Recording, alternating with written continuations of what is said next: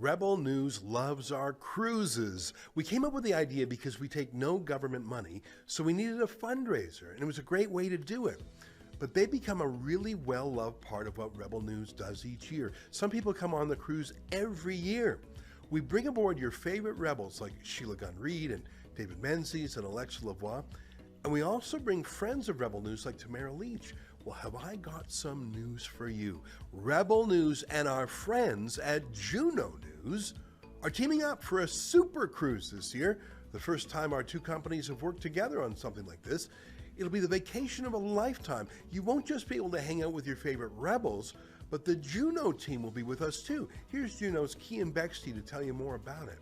Thanks, Ezra. Juno News and Rebel News are the only two independent news networks in the entire country, in all of Canada, that do not take a dime of government money. So it's not surprising that many of our supporters like both of us.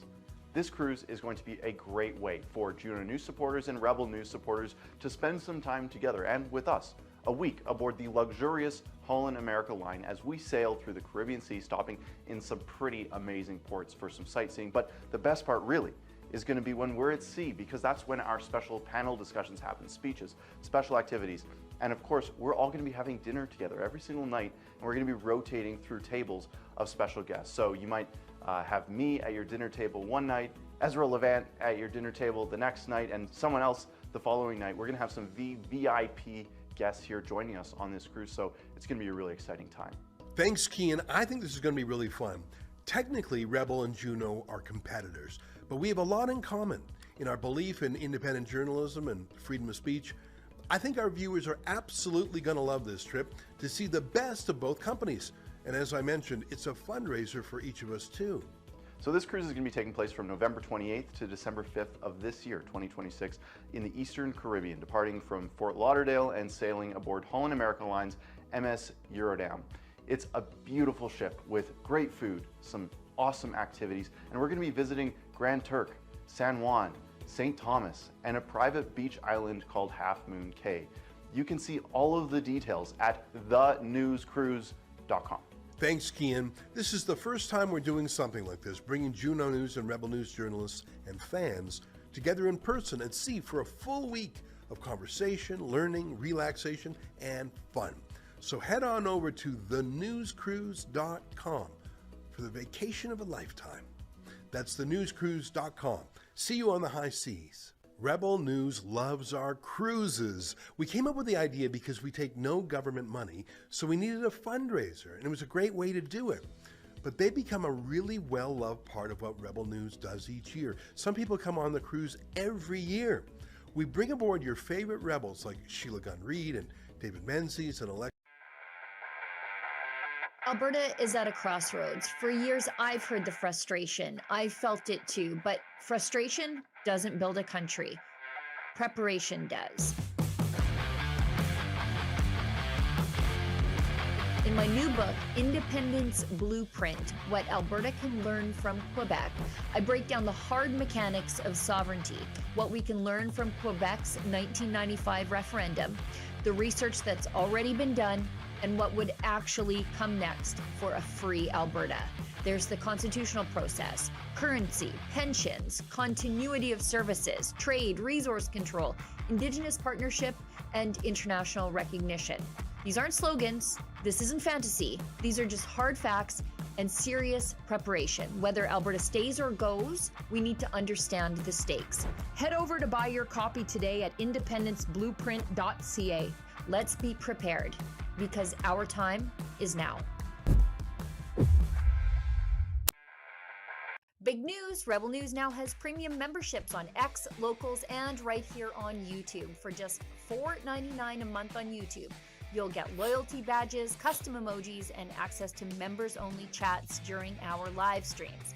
At $8.99 a month, you'll also unlock Rebel News Plus shows and our documentaries. But here's the catch.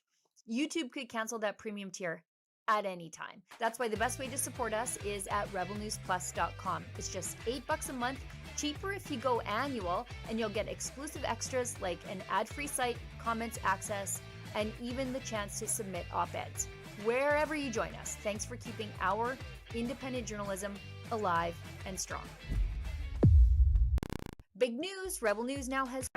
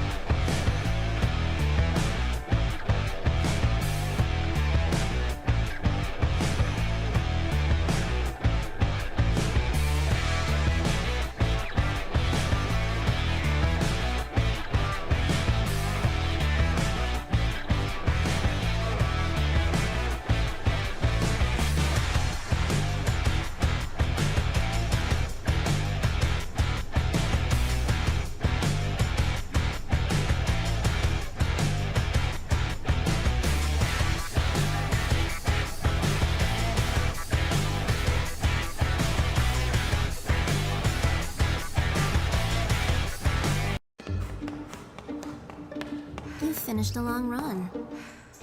You're hot. And thirsty. This is what we call a last resort.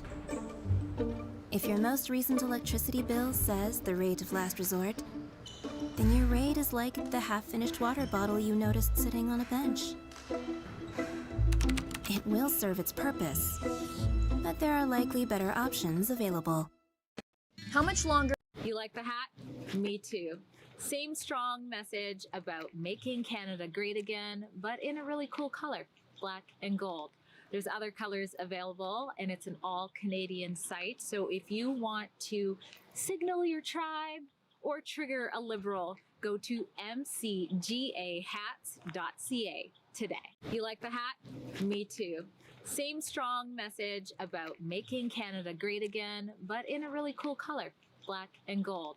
There's other colors available, and it's an all-Canadian site. So if you want to signal your tribe or trigger a Liberal, go to mcgahats.ca today. You like the hat? Me too. Same strong message about making Canada great again, but in a really cool color, black and gold. There's other colors available, and it's an all-Canadian site. So if you want to signal your tribe or trigger a Liberal, go to mcgahats.ca today. You like Big news! Rebel News now has premium memberships on X, Locals, and right here on YouTube. For just $4.99 a month on YouTube, you'll get loyalty badges, custom emojis, and access to members-only chats during our live streams. At $8.99 a month, you'll also unlock Rebel News Plus shows and our documentaries. But here's the catch.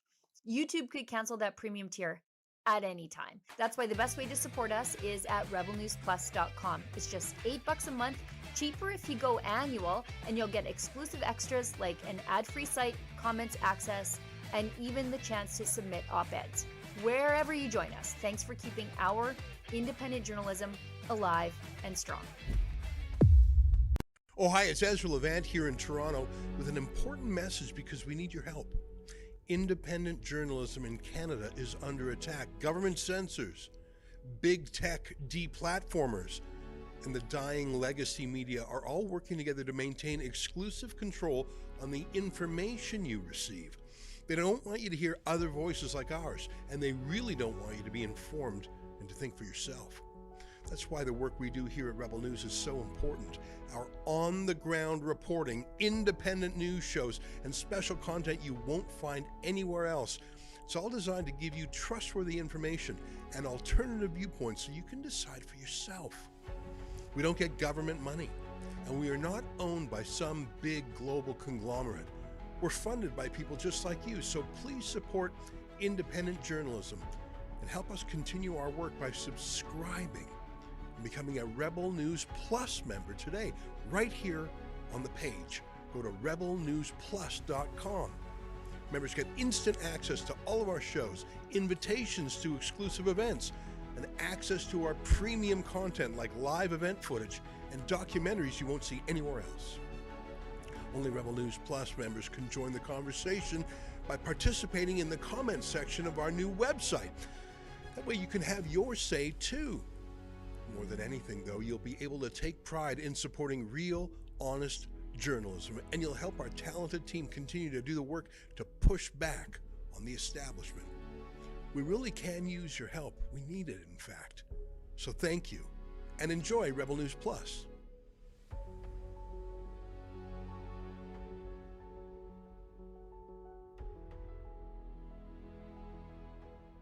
Do you agree with me? It is time to make Canada great again.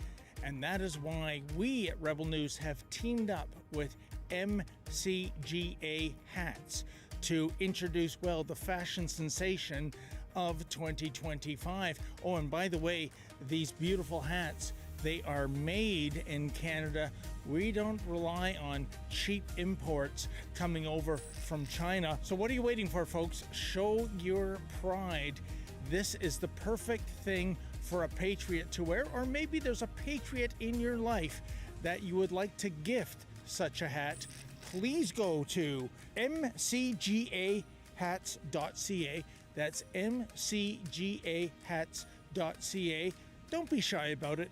Wear this cap. Let everybody know you want to make Canada great again. Hey everyone, Sheila Gunn Reid here, and I'm thrilled to introduce the two books that I just wrote, and I use that word pretty loosely. Meet The Case for Confederation, Alberta's Compelling Reasons to Stick Around, and The Case for Confederation, Saskatchewan's Compelling Reasons to Stick Around. Two beautifully bound volumes packed with every strong promise and well-researched argument for why Alberta and Saskatchewan should stay within the confines of Canada. And by packed, I mean the pages are blank. These two books are completely empty because when I went looking for Ottawa's case to keep the prairies, or rather for us to stay, that's exactly what I found. Nothing. Flip through either book and you'll reach the same conclusion I did. If the federal government has a convincing argument, it didn't make it into the pages of my book or into reality for that matter. These books will make the perfect gift for your favorite prairie firebrand, your CBC-soaked Liberal co-worker, or anyone who still insists equalization is fair. Or how about for that guy who yells elbows up every time pipelines or canola or potash comes up. And look, even if Ottawa won't offer Alberta or Saskatchewan much, these blank books can, because they're lined. They double as notebooks, instantly making them more useful than any federal promise since 1905. Get your copies today at thecaseforconfederation.com. Order now to get yours in time for Christmas. Again, that's thecaseforconfederation.com. Hi, I'm Sheila Gunn Reid. I'm the president of the Independent Press Gallery. Right now, membership applications are open. And if you're a working journalist in Canada who values truth, integrity, and independence, we want you to join us. The media landscape is broken. Politicians fund their favorite media outlets, then expect glowing coverage in return. We think that's not journalism, it's public relations. That's why every one of our members pledge to never accept government bailouts or grants. No exceptions, because you can't hold the government to account if you're on their payroll. The Independent Press Gallery was founded to defend real journalism. We stand up for the rights of reporters against censors, political interference, police intimidation, and violent mobs who think journalists should be silenced. We've defended our members in courtrooms, on the streets, and in the public square. So why join? Well, you get legitimate press accreditation, legal and professional support, a national network of independent reporters, visibility and promotion of your work, skills development and training, and you participate in a principled stand for press freedom. Whether you're a freelancer, podcaster, videographer, editor, reporter, or commentator. If you tell the truth and do the work, you belong here at the Independent Press Gallery. Join us and help rebuild journalism from the ground up, free from government interference, intimidation, and fear. Applications are open now at independentpressgallery.ca. No bailouts, no strings, just real journalism. Hi, I'm Sheila Gunn Reid. Rebel News loves our cruises. We came up with the idea because we take no government money, so we needed a fundraiser, and it was a great way to do it. But they become a really well-loved part of what Rebel News does each year. Some people come on the cruise every year. We bring aboard your favorite rebels like Sheila Gunn Reid and David Menzies and Alexa Lavoie. And we also bring friends of Rebel News like Tamara Leach. Well, have I got some news for you? Rebel News and our friends at Juno News are teaming up for a super cruise this year. The first time our two companies have worked together on something like this. It'll be the vacation of a lifetime. You won't just be able to hang out with your favorite rebels, but the Juno team will be with us too. Here's Juno's Kian Bexte to tell you more about it. Thanks, Ezra. Juno News and Rebel News are the only two independent news networks in the entire country, in all of Canada, that do not take a dime of government money. So it's not surprising that many of our supporters like both of us. This cruise is going to be a great way for Juno News supporters and Rebel News supporters to spend some time together and with us, a week aboard the luxurious Holland America line as we sail through the Caribbean Sea, stopping in some pretty amazing ports for some sightseeing. But the best part really is going to be when we're at sea, because that's when our special panel discussions happen, speeches, special activities. And of course, we're all going to be having dinner together every single night, and we're going to be rotating through tables of special guests. So you might have me at your dinner table one night, Ezra Levant at your dinner table the next night, and someone else the following night. We're going to have some VIP guests here joining us on this cruise, so it's going to be a really exciting time. Thanks, Kian. I think this is going to be really fun. Technically, Rebel and Juno are competitors, but we have a lot in common in our belief in independent journalism and freedom of speech. I think our viewers are absolutely going to love this trip to see the best of both companies. And as I mentioned, it's a fundraiser for each of us too. So this cruise is going to be taking place from November 28th to December 5th of this year, 2026, in the Eastern Caribbean, departing from Fort Lauderdale and sailing aboard Holland America Line's MS Eurodam. It's a beautiful ship with great food, some awesome activities, and we're going to be visiting Grand Turk, San Juan, St. Thomas, and a private beach island called Half Moon Cay. You can see all of the details at thenewscruise.com. Thanks, Kian. This is the first time we're doing something like this, bringing Juno News and Rebel News journalists and fans together in person at sea for a full week of conversation, learning, relaxation, and fun. So head on over to thenewscruise.com for the vacation of a lifetime. That's thenewscruise.com. See you on the high seas.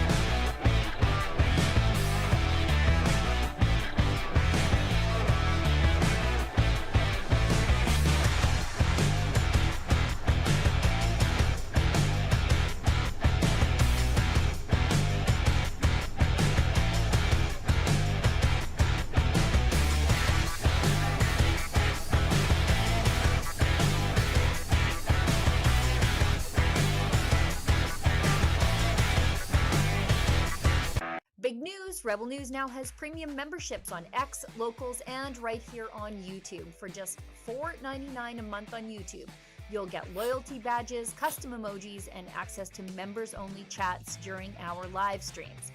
At $8.99 a month, you'll also unlock Rebel News Plus shows and our documentaries. But here's the catch. YouTube could cancel that premium tier at any time. That's why the best way to support us is at rebelnewsplus.com. It's just $8 a month, cheaper if you go annual, and you'll get exclusive extras like an ad-free site, comments access, and even the chance to submit op-eds. Wherever you join us, thanks for keeping our independent journalism alive and strong.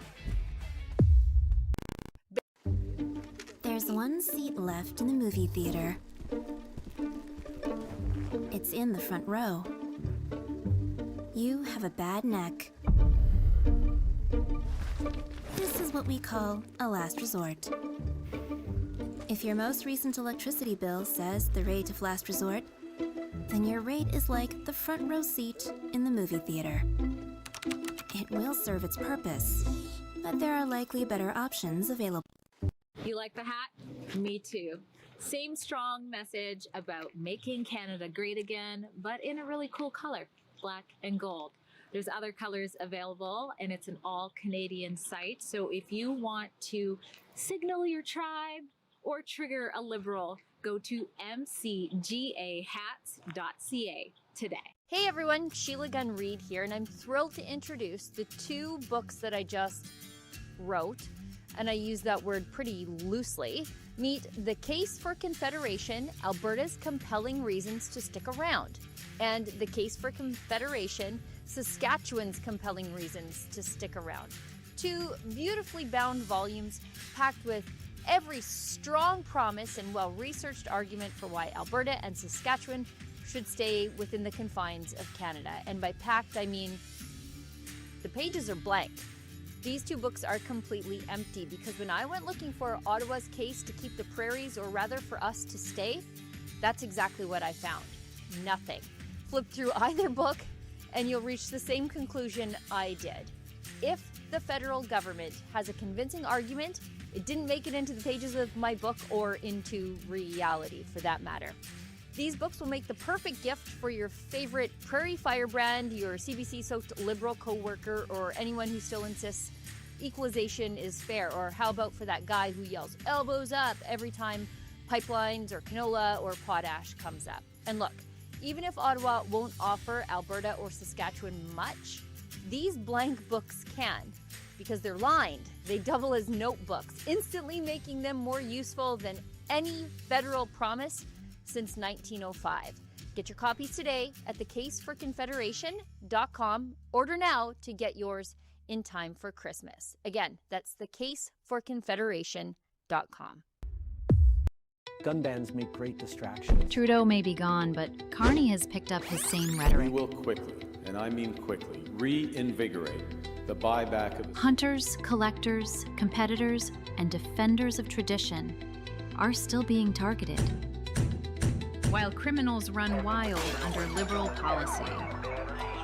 But we are fighting back. Join us, Canada's National Firearms Association, in defense of freedom. Gun bans make great distractions. Do you agree with me? It is time to make Canada great again. And that is why we at Rebel News have teamed up with MCGA hats to introduce, well, the fashion sensation of 2025. Oh, and by the way, these beautiful hats, they are made in Canada. We don't rely on cheap imports coming over from China. So what are you waiting for, folks? Show your pride. This is the perfect thing for a patriot to wear, or maybe there's a patriot in your life that you would like to gift such a hat. Please go to mcgahats.ca. That's mcgahats.ca. Don't be shy about it. Wear this cap. Let everybody know you want to make Canada great again. Alberta is at a crossroads. For years, I've heard the frustration. I've felt it too, but frustration doesn't build a country. Preparation does. In my new book, Independence Blueprint, What Alberta Can Learn from Quebec, I break down the hard mechanics of sovereignty, what we can learn from Quebec's 1995 referendum, the research that's already been done, and what would actually come next for a free Alberta. There's the constitutional process, currency, pensions, continuity of services, trade, resource control, Indigenous partnership, and international recognition. These aren't slogans. This isn't fantasy. These are just hard facts and serious preparation. Whether Alberta stays or goes, we need to understand the stakes. Head over to buy your copy today at independenceblueprint.ca. Let's be prepared, because our time is now.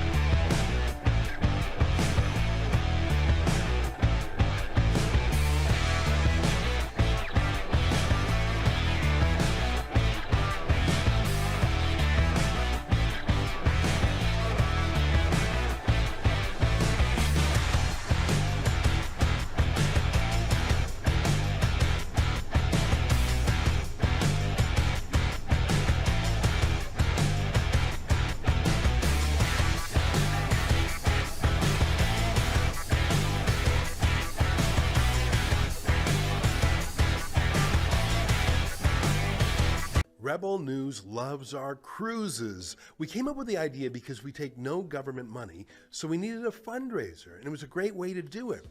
But they become a really well-loved part of what Rebel News does each year. Some people come on the cruise every year. We bring aboard your favorite rebels like Sheila Gunn Reid and David Menzies and Alexa Lavoie, and we also bring friends of Rebel News like Tamara Leach. Well, have I got some news for you? Rebel News and our friends at Juno News are teaming up for a super cruise this year. The first time our two companies have worked together on something like this. It'll be the vacation of a lifetime. You won't just be able to hang out with your favorite rebels, but the Juno team will be with us too. Here's Juno's Kian Bexte to tell you more about it. Thanks, Ezra. Juno News and Rebel News are the only two independent news networks in the entire country, in all of Canada, that do not take a dime of government money. So it's not surprising that many of our supporters like both of us. This cruise is going to be a great way for Juno News supporters and Rebel News supporters to spend some time together and with us, a week aboard the luxurious Holland America line as we sail through the Caribbean Sea, stopping in some pretty amazing ports for some sightseeing. But the best part really is going to be when we're at sea, because that's when our special panel discussions happen, speeches, special activities. And of course, we're all going to be having dinner together every single night, and we're going to be rotating through tables of special guests. So you might have me at your dinner table one night, Ezra Levant at your dinner table the next night, and someone else the following night. We're going to have some VIP guests here joining us on this cruise, so it's going to be a really exciting time. Thanks, Kian. I think this is going to be really fun. Technically, Rebel and Juno are competitors, but we have a lot in common in our belief in independent journalism and freedom of speech. I think our viewers are absolutely going to love this trip to see the best of both companies. And as I mentioned, it's a fundraiser for each of us too. So this cruise is going to be taking place from November 28th to December 5th of this year, 2026, in the Eastern Caribbean, departing from Fort Lauderdale and sailing aboard Holland America Line's MS Eurodam. It's a beautiful ship with great food, some awesome activities, and we're going to be visiting Grand Turk, San Juan, St. Thomas, and a private beach island called Half Moon Cay. You can see all of the details at thenewscruise.com. Thanks, Kian. This is the first time we're doing something like this, bringing Juno News and Rebel News journalists and fans together in person at sea for a full week of conversation, learning, relaxation, and fun. So head on over to thenewscruise.com for the vacation of a lifetime. That's thenewscruise.com. See you on the high seas. Rebel News loves our cruises. We came up with the idea because we take no government money, so we needed a fundraiser, and it was a great way to do it. But they become a really well-loved part of what Rebel News does each year. Some people come on the cruise every year. We bring... Hi, I'm Sheila Gunn Reid. I'm the president of the Independent Press Gallery. Right now, membership applications are open. And if you're a working journalist in Canada who values truth, integrity, and independence, we want you to join us. The media landscape is broken. Politicians fund their favorite media outlets, then expect glowing coverage in return. We think that's not journalism, it's public relations. That's why every one of our members pledge to never accept government bailouts or grants. No exceptions, because you can't hold the government to account if you're on their payroll. The Independent Press Gallery was founded to defend real journalism. We stand up for the rights of reporters against censors, political interference, police intimidation, and violent mobs who think journalists should be silenced. We've defended our members in courtrooms, on the streets, and in the public square. So why join? Well, you get legitimate press accreditation, legal and professional support, a national network of independent reporters, visibility and promotion of your work, skills development and training, and you participate in a principled stand for press freedom. Whether you're a freelancer, podcaster, videographer, editor, reporter, or commentator. If you tell the truth and do the work, you belong here at the Independent Press Gallery. Join us and help rebuild journalism from the ground up, free from government interference, intimidation, and fear. Applications are open now at independentpressgallery.ca. No bailouts, no strings, just real journalism. Donald Trump quiere la libertad de Cuba.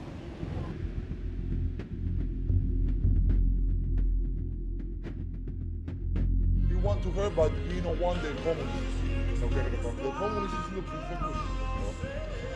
Cuban people smile but don't cry.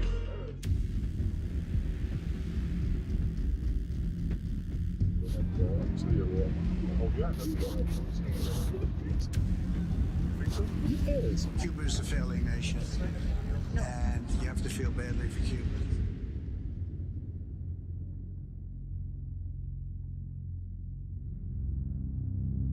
Maduro está comentando, y si Maduro dice de que la droga se guardaba en Cuba, el gobierno cubano va a tener problemas. El pueblo cubano quiere ser feliz, quiere tener cambios. Military operation to capture the illegitimate president of Venezuela has put Cuba in the crosshairs for regime change. Viva Trump, Cuba no hay comunismo. Tenga pensado de que va a ayudar al pueblo, ¿entiende? Y que cambie la situación cubana, ¿okay? Pero la situación es muy pésima, es muy mala. Cuba is really a nation that's very close to failing. Will you make a public commitment today to rule out U.S. regime change in Cuba? Regime change? Yes. Oh no, I think we would love to see the regime there change. ¿Te gusta Donald Trump? No, me encanta. Entonces nos estamos reflejando ahora en Donald Trump. Do they want freedom from the West or stay with the Castros? Pero si tienen que entender bien, con paz, que entender. Porque lo necesitamos. There is no freedom of expression there, and speaking out against the regime can result in 5 to 10 years in prison. Internet, no, si va a internet. No. La libertad de expresión, hablar muy bajito, no hay problema, si no, preso. Porque si enseñas en Cuba, police, a mí, yo preso. Aquí hay muchas prisiones. We want to provide a megaphone for the world to hear. Conocer, tienes que hablar con el pueblo, con las personas, porque si no, no conoces la realidad de Cuba. We will reveal how the real Havana looks like under their current dictatorship. Alexa Lavoie and Efren Flores Monsanto. Here for Rebel News. Today we are announcing that we went on a special mission with serious risks. We traveled to an authoritarian state in order to break through the propaganda media machine and the fear tactics used to suppress the locals and bring you the truth from those on the ground. En Corea del Norte somos los cínicos que están más lanzados. Ahora mismo estoy en riesgo, podría estar en riesgo, pero estoy hablando una verdad. If you want to support this important mission, we have launched a website, thetruthaboutcuba.com. Share this to people who want to see the truth. Also, while you're at it, please consider making a donation to help offset the cost of this assignment. Thank you for following us and thank you for your support. Lo pueden tomar porque tienen armamento y dicen. Oh, hi, it's Ezra Levant here in Toronto with an important message because we need your help. Independent journalism in Canada is under attack. Government censors, big tech deplatformers, and the dying legacy media are all working together to maintain exclusive control on the information you receive.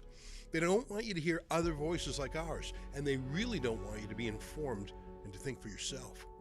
That's why the work we do here at Rebel News is so important. Our on-the-ground reporting, independent news shows, and special content you won't find anywhere else. It's all designed to give you trustworthy information and alternative viewpoints so you can decide for yourself. We don't get government money, and we are not owned by some big global conglomerate. We're funded by people just like you, so please support independent journalism and help us continue our work by subscribing and becoming a Rebel News Plus member today, right here on the page. Go to rebelnewsplus.com. Members get instant access to all of our shows, invitations to exclusive events, and access to our premium content like live event footage and documentaries you won't see anywhere else. Only Rebel News Plus members can join the conversation by participating in the comments section of our new website. That way you can have your say too. More than anything, though, you'll be able to take pride in supporting real, honest journalism, and you'll help our talented team continue to do the work to push back on the establishment. We really can use your help. We need it, in fact. So thank you, and enjoy Rebel News Plus.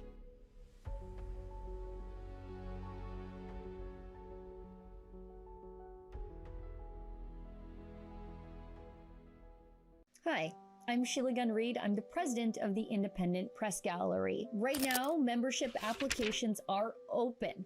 And if you're a working journalist in Canada who values truth, integrity, and independence, we want you to join us. The media landscape is broken. Politicians fund their favorite media outlets, then expect glowing coverage in return. We think that's not journalism, it's public relations. That's why every one of our members pledge to never accept government bailouts or grants. No exceptions, because you can't hold the government to account if you're on their payroll. The Independent Press Gallery was founded to defend real journalism. We stand up for the rights of reporters against censors, political interference, police intimidation, and violent mobs who think journalists should be silenced. We've defended our members in courtrooms, on the streets, and in the public square. So why join? Well, you get legitimate press accreditation, legal and professional support, a national network of independent reporters, visibility and promotion of your work, skills development and training, and you participate in a principled stand for press freedom. Whether you're a freelancer, podcaster, videographer, editor, reporter, or commentator. If you tell the truth and do the work, you belong here at the Independent Press Gallery. Join us and help rebuild journalism from the ground up, free from government interference, intimidation, and fear. Applications are open now at independentpressgallery.ca. No bailouts, no strings, just real journalism. Hi, I'm Sheila Gunn Reid. I'm the president of the Independent Press Gallery. Do you agree with me? It is time to make Canada great again. And that is why we at Rebel News have teamed up with MCGA hats to introduce, well, the fashion sensation of 2025. Oh, and by the way, these beautiful hats, they are made in Canada. We don't rely on cheap imports coming over from China. So what are you waiting for, folks? Show your pride. This is the perfect thing for a patriot to wear, or maybe there's a patriot in your life that you would like to gift such a hat. Please go to mcgahats.ca. That's mcgahats.ca. Don't be shy about it. Wear this cap. Let everybody know you want to make Canada great again. Hey everyone, Sheila Gunn Reid here, and I'm thrilled to introduce the two books that I just wrote, and I use that word pretty loosely. Meet The Case for Confederation, Alberta's Compelling Reasons to Stick Around, and The Case for Confederation, Saskatchewan's Compelling Reasons to Stick Around. Two beautifully bound volumes packed with every strong promise and well-researched argument for why Alberta and Saskatchewan should stay within the confines of Canada. And by packed, I mean the pages are blank. These two books are completely empty, because when I went looking for Ottawa's case to keep the prairies, or rather for us to stay, that's exactly what I found. Nothing. Flip through either book and you'll reach the same conclusion I did. If the federal government has a convincing argument, it didn't make it into the pages of my book, or into reality for that matter. These books will make the perfect gift for your favorite prairie firebrand, your CBC-soaked Liberal co-worker, or anyone who still insists equalization is fair. Or how about for that guy who yells elbows up every time pipelines or canola or potash comes up. And look, even if Ottawa won't offer Alberta or Saskatchewan much, these blank books can, because they're lined. They double as notebooks, instantly making them more useful than any federal promise since 1905. Get your copies today at thecaseforconfederation.com. Order now to get yours in time for Christmas. Again, that's thecaseforconfederation.com. Hey everyone, Sheila Gunn Reid. Oh, hi, it's Ezra Levant here in Toronto with an important message, because we need your help. Independent journalism in Canada is under attack. Government censors, big tech deplatformers, and the dying legacy media are all working together to maintain exclusive control on the information you receive. They don't want you to hear other voices like ours, and they really don't want you to be informed and to think for yourself. That's why the work we do here at Rebel News is so important. Our on-the-ground reporting, independent news shows, and special content you won't find anywhere else.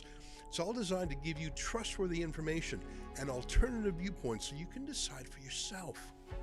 We don't get government money, and we are not owned by some big global conglomerate.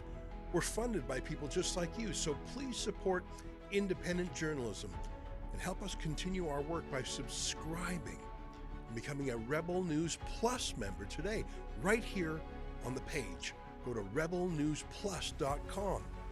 Members get instant access to all of our shows, invitations to exclusive events, and access to our premium content like live event footage and documentaries you won't see anywhere else. Only Rebel News Plus members can join the conversation by participating in the comments section of our new website. That way you can have your say too. More than anything, though, you'll be able to take pride in supporting real, honest journalism, and you'll help our talented team continue to do the work to push back on the establishment. We really can use your help. We need it, in fact. So thank you, and enjoy Rebel News Plus.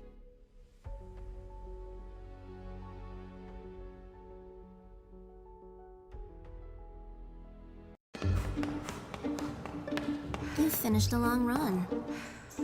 You're hot and thirsty. This is what we call a last resort. If your most recent electricity bill says the rate of last resort, then your rate is like the half-finished water bottle you noticed sitting on a bench. It will serve its purpose, but there are likely better options available. Hey everyone, Sheila Gunn Reid here, and I'm thrilled to introduce the two books that I just wrote, and I use that word pretty loosely. Meet The Case for Confederation, Alberta's Compelling Reasons to Stick Around, and The Case for Confederation, Saskatchewan's Compelling Reasons to Stick Around. Two beautifully bound volumes packed with every strong promise and well-researched argument for why Alberta and Saskatchewan should stay within the confines of Canada. And by packed, I mean the pages are blank.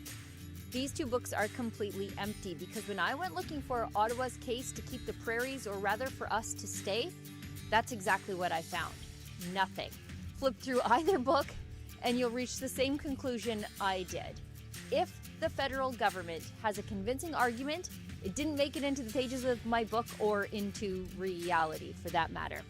These books will make the perfect gift for your favorite prairie firebrand, your CBC-soaked Liberal co-worker, or anyone who still insists equalization is fair. Or how about for that guy who yells elbows up every time pipelines or canola or potash comes up. And look, even if Ottawa won't offer Alberta or Saskatchewan much, these blank books can, because they're lined. They double as notebooks, instantly making them more useful than any federal promise since 1905. Get your copies today at thecaseforconfederation.com. Order now to get yours in time for Christmas. Again, that's thecaseforconfederation.com. You like the hat? Me too. Same strong message about making Canada great again, but in a really cool color, black and gold. There's other colors available, and it's an all-Canadian site. So if you want to signal your tribe or trigger a Liberal, go to mcgahats.ca today. You like the hat? Alberta is at a crossroads. For years, I've heard the frustration. I've felt it too, but frustration doesn't build a country. Preparation does. In my new book, Independence Blueprint, What Alberta Can Learn from Quebec, I break down the hard mechanics of sovereignty, what we can learn from Quebec's 1995 referendum, the research that's already been done, and what would actually come next for a free Alberta. There's the constitutional process, currency, pensions, continuity of services, trade, resource control, Indigenous partnership, and international recognition. These aren't slogans. This isn't fantasy. These are just hard facts and serious preparation. Whether Alberta stays or goes, we need to understand the stakes. Head over to buy your copy today at independenceblueprint.ca. Let's be prepared, because our time is now. Hey everybody, I'm Lee Smurl, and I want to tell you about a darling little book I wrote for these crazy times, where truth and reality are now optional. On a wide open prairie farm lives Buck, a loyal and gentle horse who's good at just about everything. But one day his well-meaning barnyard buddies start filling his head with big ideas, like maybe he isn't a horse at all. Maybe he's a rainbow unicorn. Buck tries to keep up, but something doesn't sit right, and eventually he remembers the one place where truth isn't confusing and love isn't conditional. Home. Because Buck's family knows him best. They know he's not a unicorn. He's a wonderful horse, strong, steady, and perfect the way he is. And that love gives him the courage to ignore the noise and just be himself. Buck the Rainbow Unicorn is a prairie fable for our times, a gentle and charming story that helps little ones understand that who they are is enough, and that the people that love them most aren't the ones trying to turn them into something they're not. Share this story with the little ones in your life just in time for Christmas. It's a book to spark discussions and remind them that home is where the truth lives, and that they are loved just the way they are. Get your copy today at bucktherainbowunicorn.ca. Hi, I'm Sheila Gunn-Reid. I'm the president of the Independent Press Gallery. Right now, membership applications are open. And if you're a working journalist in Canada who values truth, integrity, and independence, we want you to join us. The media landscape is broken. Politicians fund their favorite media outlets, then expect glowing coverage in return. We think that's not journalism, it's public relations. That's why every one of our members pledge to never accept government bailouts or grants. No exceptions, because you can't hold the government to account if you're on their payroll. The Independent Press Gallery was founded to defend real journalism. We stand up for the rights of reporters against censors, political interference, police intimidation, and violent mobs who think journalists should be silenced. We've defended our members in courtrooms, on the streets, and in the public square. So why join? Well, you get legitimate press accreditation, legal and professional support, a national network of independent reporters, visibility and promotion of your work, skills development and training, and you participate in a principled stand for press freedom. Whether you're a freelancer, podcaster, videographer, editor, reporter, or commentator.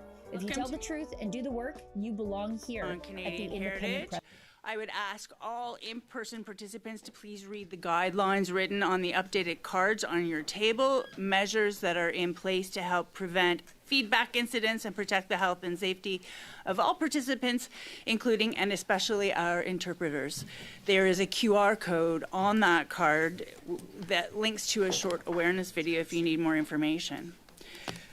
Pursuant to the routine motion adopted by this committee, I can confirm that all the witnesses have completed the required connection tests in advance of this meeting. Please wait until I recognize you by name before you speak, and all comments should be through the chair. Pursuant to Standing Order 1082 and the motion adopted by the committee on Monday, September 22nd, 2025, this committee is meeting to study the state of the journalism and media sectors. So quite a broad study. And with us today, we have Travis Dhanraj, former journalist, Association des radiodiffuseurs communautaires du Québec, Angela Carrero, executive director. Welcome. Freshnet News, Janet Clow and Mario Bartel. With Friends of Canadian Media, we have Raj Shone and Randy Kitts. Honest Reporting Canada, we have Mike Fegelman, Amanda Eskenazi, and Dr. Haran Shani Narkis. Please forgive me if I've butchered your name. And Paul Deegan from News Media Canada. Good to see you again, sir. So everyone or your organization will have 5 minutes for an opening statement, and then we'll open up the floor to members for questions. We'll start with Mr. Dhanraj. You have the floor now for 5 minutes, sir. have to press this? There we go. Appreciate it. Good morning, Madam Chair and members of the committee. As a kid growing up in Alberta, I wasn't like most of my friends. Every night, I watched The National with Knowlton Nash. He represented a public broadcaster that belonged to Canadians. Not to power, not to party, but to the public. And that is the CBC that I believed in. Now, many Canadians know the story about one of my tweets. In April 2024, I publicly stated that Canada Tonight had requested an interview with then CBC President Catherine Tate, and the request was declined. Facts. Shortly after, I was removed from the air. Now, on May 7th, 2024, Tate told this very committee she was, quote, not aware of any repercussions. Yet 24 hours earlier, ATIP records show her vice president, Barb Williams, briefed her directly about my situation. Now that matters because trust matters. The tweet was not the beginning. It was the breaking point. For months prior, tensions had been building, not over performance, but over control. While I was publicly held up as a bold, diverse host, my ability to lead the very program carrying my face and name was quietly being stripped away. CBC's stated commitment to diversity contrasted with realities of tokenism. Still, I pushed forward, creating a nightly panel to showcase real diversity, including of thought. I questioned unequal pay. Why, for example, one contributor who was Indigenous always needed to be paid, while others weren't. When a prominent black journalist requested compensation after appearing doing the exact same job, I was told to reconsider booking him moving forward. I attempted to end this discriminatory practice. Instead, the panel was canceled. When it came to politics, interviews were blocked under guardrails, governed by an internal document never made public, titled Parameters for Political Guests. Political access was centralized, booking decisions controlled elsewhere. It did not happen once. It became a pattern. It became the standard. Power in Politics, hosted by David Cochrane, was given gatekeeping authority over which politicians could appear on Canada Tonight. When I questioned that control and who was in control, I was viewed as disruptive. Now, at the same time, I raised concerns about a toxic environment. After I sat down with Speaker Greg Fergus for a conversation on Black History Month, Chief Political Correspondent Rosemary Barton circulated internal communications questioning my program, copying senior leadership, insinuating she or Mr. Cochrane should have done the interview. It was an intimidation tactic, which management ignored.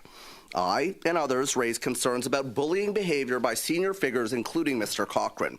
But while he remained on air, I faced discipline and marginalization. Now, the transcripts of these meetings show the issue was not about my journalism, but about reputational risk to the corporation. I received a written warning carrying the threat of termination. I was placed under confidentiality restrictions that prevented me from correcting public and internal narratives. CBC silenced and intimidated me simply for trying to do my job and fulfill my public service role to Canadians. Now, this is not about left or right.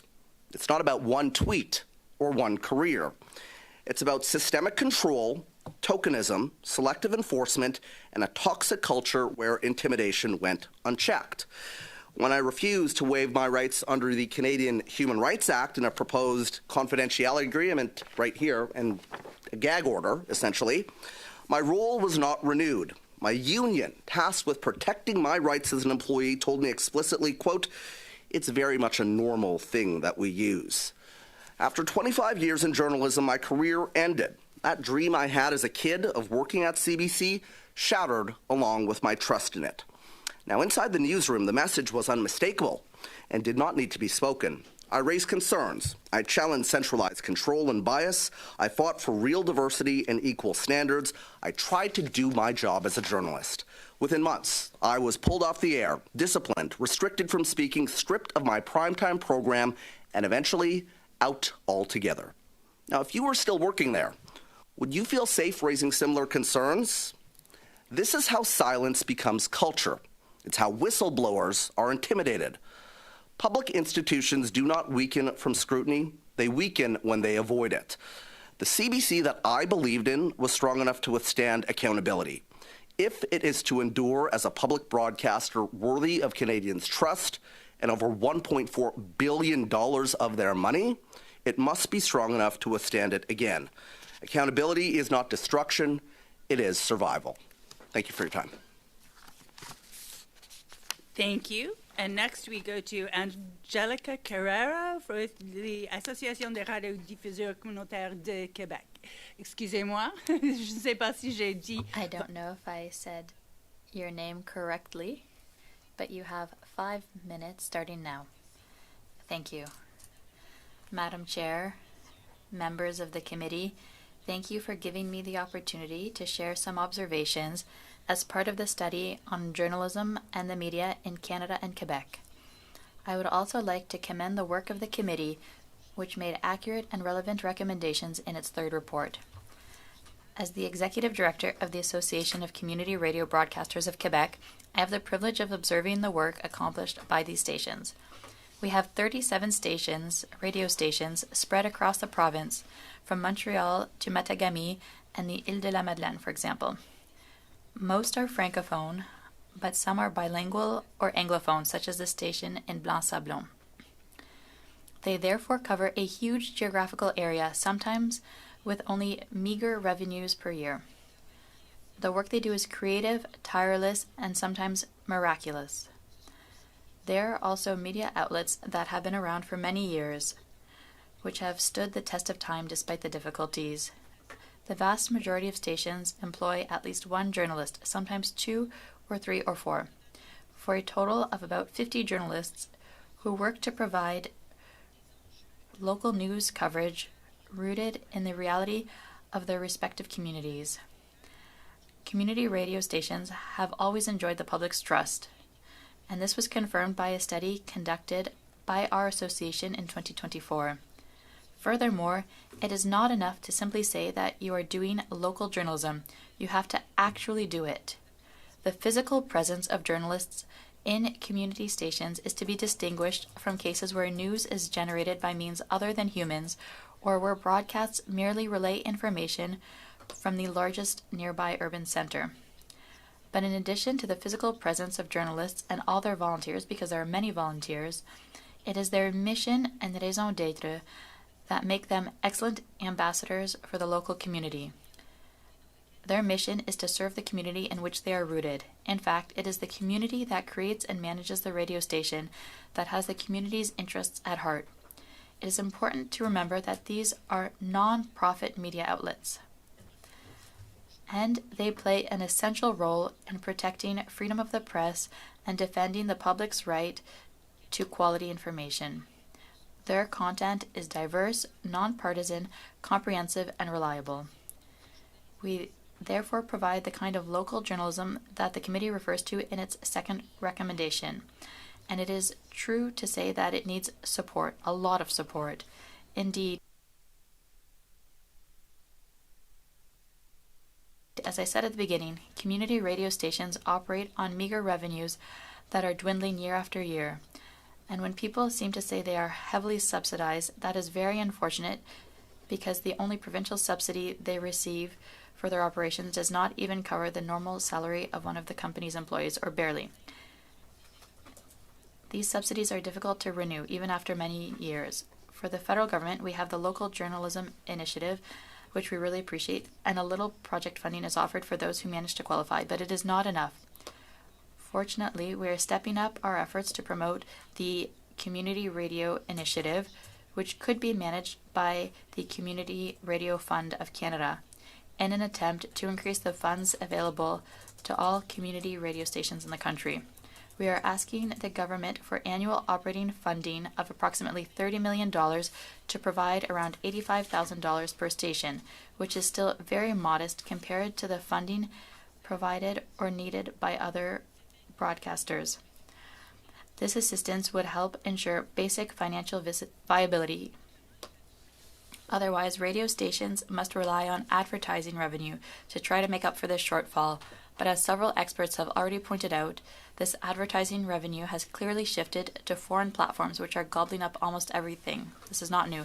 Canadian government money is being used to grow the financial assets of large American companies, multinationals.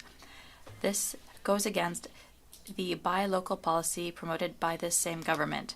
I would also like to highlight the work we are doing along with our two sister associations, the NCRA, the National Campus and Community Radio Association, and the Alliance of Community Radio Broadcasters of Canada, to try to issue a clear directive on local advertising. A specific portion would be systematically allocated to community advertising. Together, our three associations represent independent, non-profit community radio stations across Canada. We believe that this directive would encourage governments to allocate more of the funds that are already there but used elsewhere to local media.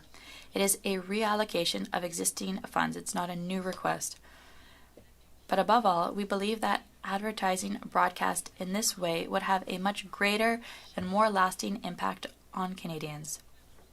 As the Government of Canada continues to invest in public communications to raise awareness of its programs and services, it is increasingly important to ensure that these messages are delivered through channels that truly reach the intended audiences, rather than through digital giants that have no roots or support in Canada. Advertising that does not take into account geographic, linguistic, or digital barriers risks leaving some communities confused and misinformed. In short, the general idea is to help the government fulfill its mission of informing the country's entire population and having a more significant impact on it. Thank you very much. Thank you. Chloe and Mario Bartel from FreshNet News. Collectively, you have 5 minutes. I'm not sure how you want to share that. Thank you for the opportunity to speak at this committee. My name is Mario Bartel. And my name is Janice Clue. And along with Teresa McManus and Cornelia Naylor, we are the co-founders of FreshNet News, the first nonprofit news cooperative in Western Canada that's union supported. We are veteran community news reporters, editors, paginators, with more than 100 years of combined experience covering New Westminster, Burnaby, and the Tri-Cities in British Columbia, approximately 600,000 people outside of the city of Vancouver.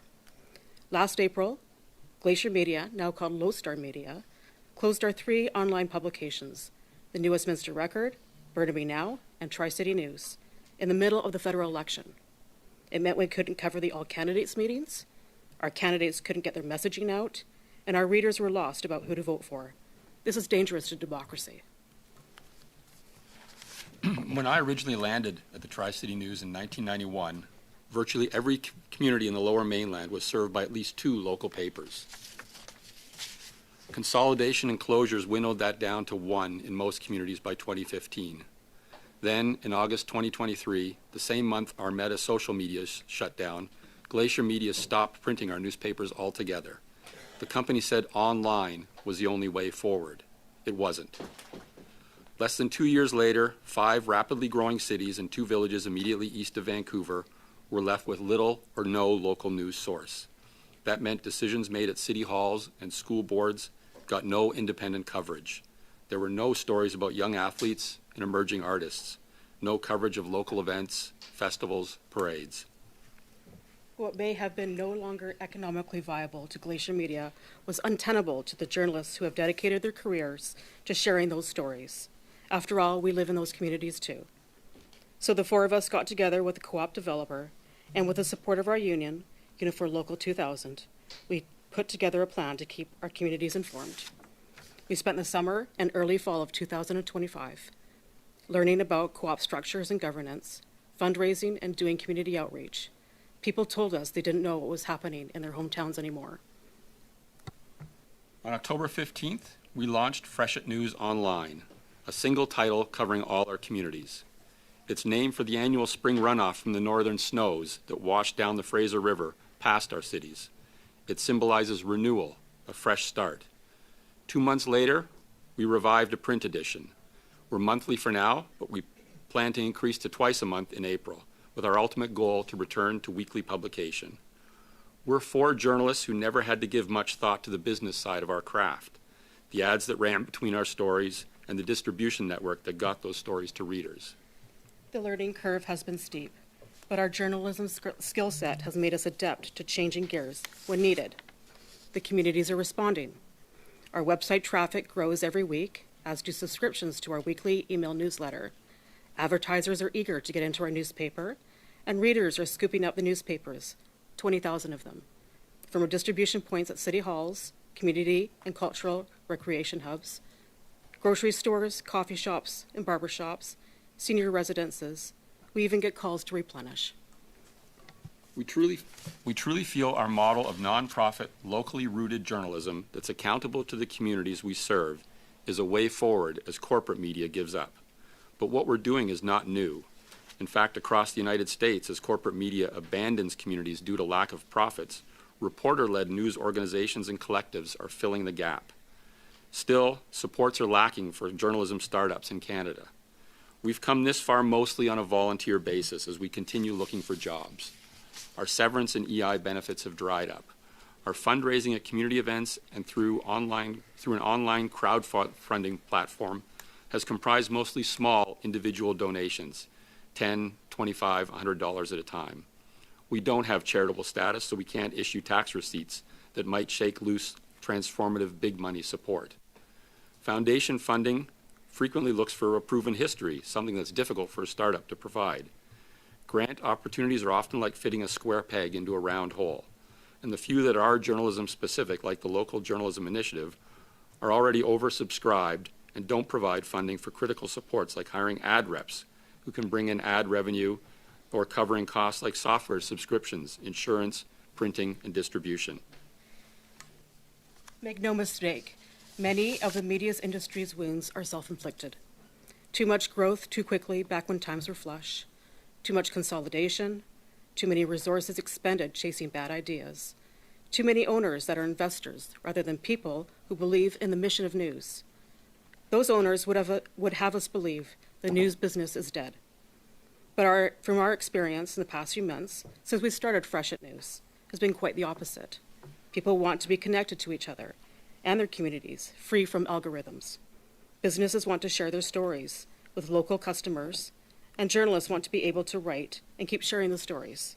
Putting community back into community news is the way forward. Thank you. Thank you. It was a very effective use of sharing your time. And as a former community reporter, I really appreciate your efforts. Thank you for all you're doing.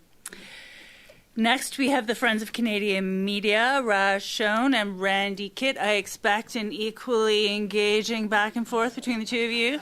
You have the floor for 5 minutes. Thank you. Madam Chair, members of the committee, Friends is a nonpartisan public interest organization dedicated to ensuring that Canadians have access to strong, independent Canadian journalism and storytelling. We advocate for citizens, not for corporations, because a healthy media system is essential to a healthy democracy. Let me begin plainly. The state of journalism in Canada is poor, and in most communities, it is deteriorating further. Over the past decade and a half, hundreds of local news outlets have closed across the country. Millions of Canadians now live in communities with little or no local news coverage. Newsrooms have shrunk. Journalists have been laid off. Entire beats have disappeared. This is not simply an industry transition. It's a democratic deficit. Local journalism scrutinizes municipal councils. It covers courts. It informs citizens about public health, education, and emergencies.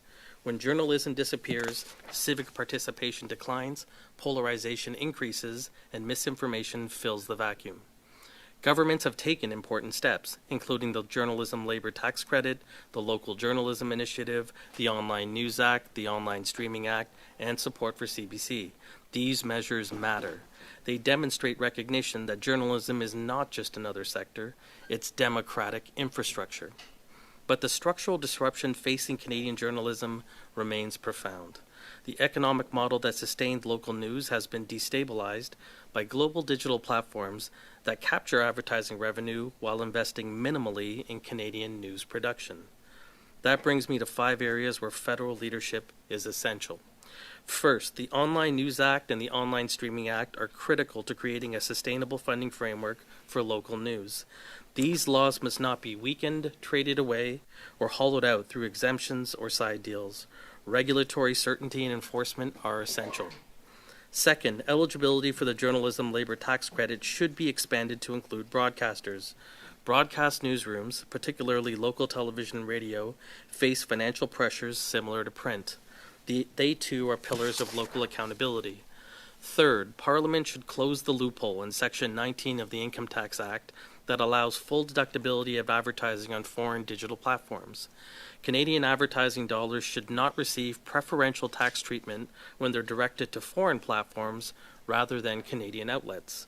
Fourth, the federal government should commit to directing at least 25% of its advertising budget to trusted domestic news organizations, both publishers and broadcasters, big and small. This would strengthen local journalism while ensuring Canadians receive critical public information through reliable channels. Fifth, Canadian news creators must be protected from having their content used by artificial intelligence companies without permission or compensation. Copyright protections, licensing frameworks, and transparency requirements must ensure journalism is not harvested without value flowing back to those who produce it. Finally, a vibrant CBC is part of a strong ecosystem, alongside successful private and independent media. As the national public broadcaster, it plays a foundational role in connecting regions, serving official language minority communities, and maintaining news capacity where commercial models are under strain. I will now turn to my colleague, Randy Kidd. Thank you, Raj. Chair, members of the committee. Unifor represents approximately 9,000 media workers across Canada. In the last several years alone, hundreds of journalists and media employees have lost their jobs. When newsrooms shrink, the consequences are immediate. Fewer reporters at City Hall, fewer investigative projects, fewer rural correspondents, and more reliance on centralized news content. And yet, the demand for reliable information has never been greater, as Freshet News can tell you. We are living through a period of geopolitical instability, rising inflation, and increased public cynicism. Journalism is one of the few professions capable of grounding public debate in verified fact. Failing to stabilize Canadian journalism means surrendering not just jobs, but our sovereignty. Losing our local accountability, shared facts, and democratic resilience that safeguard our nation's independence. Journalism is essential to a functioning democracy, and the Canadian government should treat it like a national park, something that must be nurtured, protected, and properly funded for future generations. A strong journalism sector is not a luxury. It's infrastructure for democracy, and it's imperative that we sustain it. We thank the committee for undertaking the study and stand ready to assist. Thank you very much. We'll now turn to Honest Reporting Canada. I have Mike Fegelman in the room. Do you have colleagues online? I don't. Oh, they are. Here we go. Are you all joining in the 5-minute opening? I'll be joining in the Q&A component. Okay, very good. Very good. You have the floor now for 5 minutes. Thank you, Madam Chair. Good morning. My name is Mike Fegelman, and I'm the Executive Director of Honest Reporting Canada. We're a nonprofit organization that ensures fair and accurate Canadian media coverage of Israel. We started more than 20 years ago, but the overt media bias that we have experienced and seen over the last 2.5 years has made that era look quaint by comparison. Just hours after thousands of Palestinian terrorists invaded Israel on October 7th, carrying out an orgy of murder, rape, torture, and kidnappings, our taxpayer-funded broadcaster leapt into action. In a letter to editorial staff, George Ahey, CBC's former Director of Journalistic Standards and Practices, warned journalists not to use the word terrorists when referring to Hamas, not to admit that 2005 was the end of Israel's permanent presence in Gaza, which it was, and even when Canadian officials refer to Hamas as terrorists. Ahey wrote that reporters, quote, should add context to ensure that audiences understand this is opinion, not fact, end quote. Hamas is, of course, a listed terrorist organization. It soon became clear for the CBC and for wide swaths of the Canadian media landscape, their role was not to report the facts to Canadians, but to use their immense influence in society to promote a narrow ideological agenda. Present day, news outlets parrot talking points from pro-Palestinian activists and overwhelmingly feature guests with a predictable anti-Israel worldview, presenting them as credible while choosing not to include opposing voices. When anti-Israel groups sneeze, it achieves wall-to-wall news coverage. When Amnesty International accuses Israel of committing a genocide, going so far as to make up a new definition in order to do so, or when a discredited group of non-experts make such claims, they get widespread coverage. Yet when scholars documented Hamas's fabricated death toll or penned a comprehensive report demonstrating that no genocide took place. They were ignored by our media. The unfounded claims of genocide and starvation were promoted ad nauseum by our media. And as it soon became clear that those allegations were false, reporters didn't apologize. They simply moved on. Now, like a cat chasing a laser dot on the wall, the worst offenders in anti-Israel media bias in Canada, whether the CBC, the Globe and Mail, the Toronto Star, or others, take their cues not from what's newsworthy, but rather what complaints are being made by pro-Palestinian activists. When reporters document the worrying rise of Islamic radicalism in Canada, the presence of Iranian regime officials in our nation, or the impact of Qatari dark money in Canadian universities, they are treated as persona non grata. When a Canadian mosque recently honored Iran's supreme leader Ayatollah Khamenei and glorified him as a martyr, our journalists ignored this brazen support for terrorism. Our journalists have a solemn duty to hold the powerful to account, to not act as their water carriers. But that's what they've done. Promoting hardline anti-Israel disinformation and acting as unpaid publicists for an immense web of extremist actors in Canada. This media coverage directly contributes to a spike in anti-Jewish hate crimes. When Israel is painted as a genocidal and pariah state, and opponents are widely silenced, a target is drawn on the back of Canadian Jews. The incessant demonization of Israel, and by extension Jews, has led to an unprecedented attack on the Jewish community, with terrorist rallies now a regular occurrence on Canadian streets, and Jewish schools and synagogues, as we saw this past week, shot at. While far too many elected leaders and law enforcement ignore this cancer that is in our midst. Over the past 2 years, our media promoted ideology over facts, and in the case of the CBC, did so at the taxpayers' expense. I'm happy to recount numerous examples of Canadian media bias that we have confronted.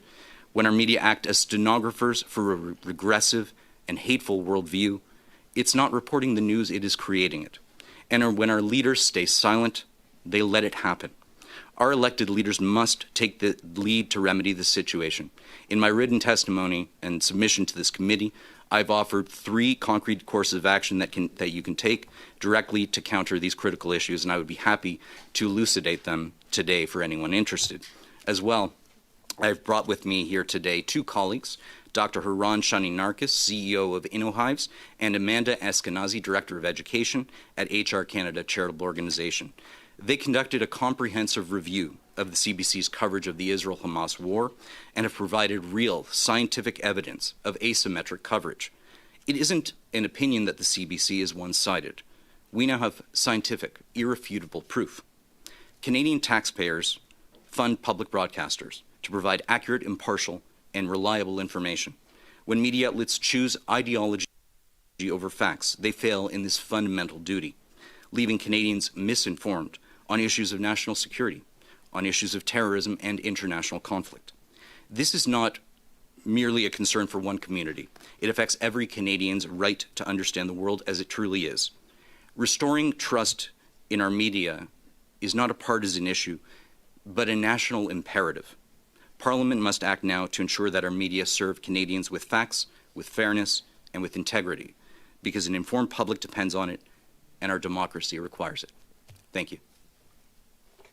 Thank you. And finally, we have Paul Deegan with News Media Canada. Welcome, sir. You have 5 minutes, starting now. Bonjour. Média d'Info Canada représente environ... News Media Canada represents about 550 news titles across Canada, from independent weekly community newspapers to large urban and national dailies. The advertising market in Canada continues to remain very challenging. Simply put, too many ad dollars are being scooped up by Google. Last year, a U.S. federal court judge ruled that Google, which operates in all 3 areas of the market, the buying, the selling, and the ad exchange itself, illegally monopolized the ad tech market through anti-competitive conduct. News publishers fully embrace and support the responsible and ethical use of artificial intelligence. At the same time, despite deploying bot blockers, we are seeing the theft of our intellectual property on an industrial scale. Companies like Google, Microsoft, OpenAI, which is familiar to all of you in terms of the role their employees didn't play in alerting authorities to the Tumblr Ridge incident, Perplexity, and even Canada's Cohere are ingesting, repackaging, and distributing copyright-protected content directly from published news articles. These companies aren't just providing snippets that one would find through a traditional search. They're providing very detailed summaries and passing it off as their own creation. They're depriving news publishers of audience, subscriptions, and advertising, capturing the value journalism depends on for its survival. Moreover, Google, which is dominant in search, has embedded AI-generated summaries directly into their search interface without providing publishers with an effective opt-out mechanism. If publishers want to block Google's AI crawler, they find themselves de-indexed or unable to attract traffic to their sites. News is an essential input to the knowledge economy. It helps people, businesses, and investors make better, more informed, real-time decisions. It's also a necessary input for the output of the AI companies. But the value transfer cannot be asymmetric. The user needs to pay the creator. The content theft by AI companies must stop, and government can help. First, Public Services and Procurement Canada and Treasury Board can work together to ensure that those on the government's list of artificial intelligence suppliers, and there's 100 and some odd companies on that list, sign a supplier agreement that states that they will use AR material ethically with a commitment to the principles of transparency, consent, and attribution with respect to all copyright-protected source content. Second, the industry minister can ask the Comp Bureau to look into the state of competition with respect to search and AI.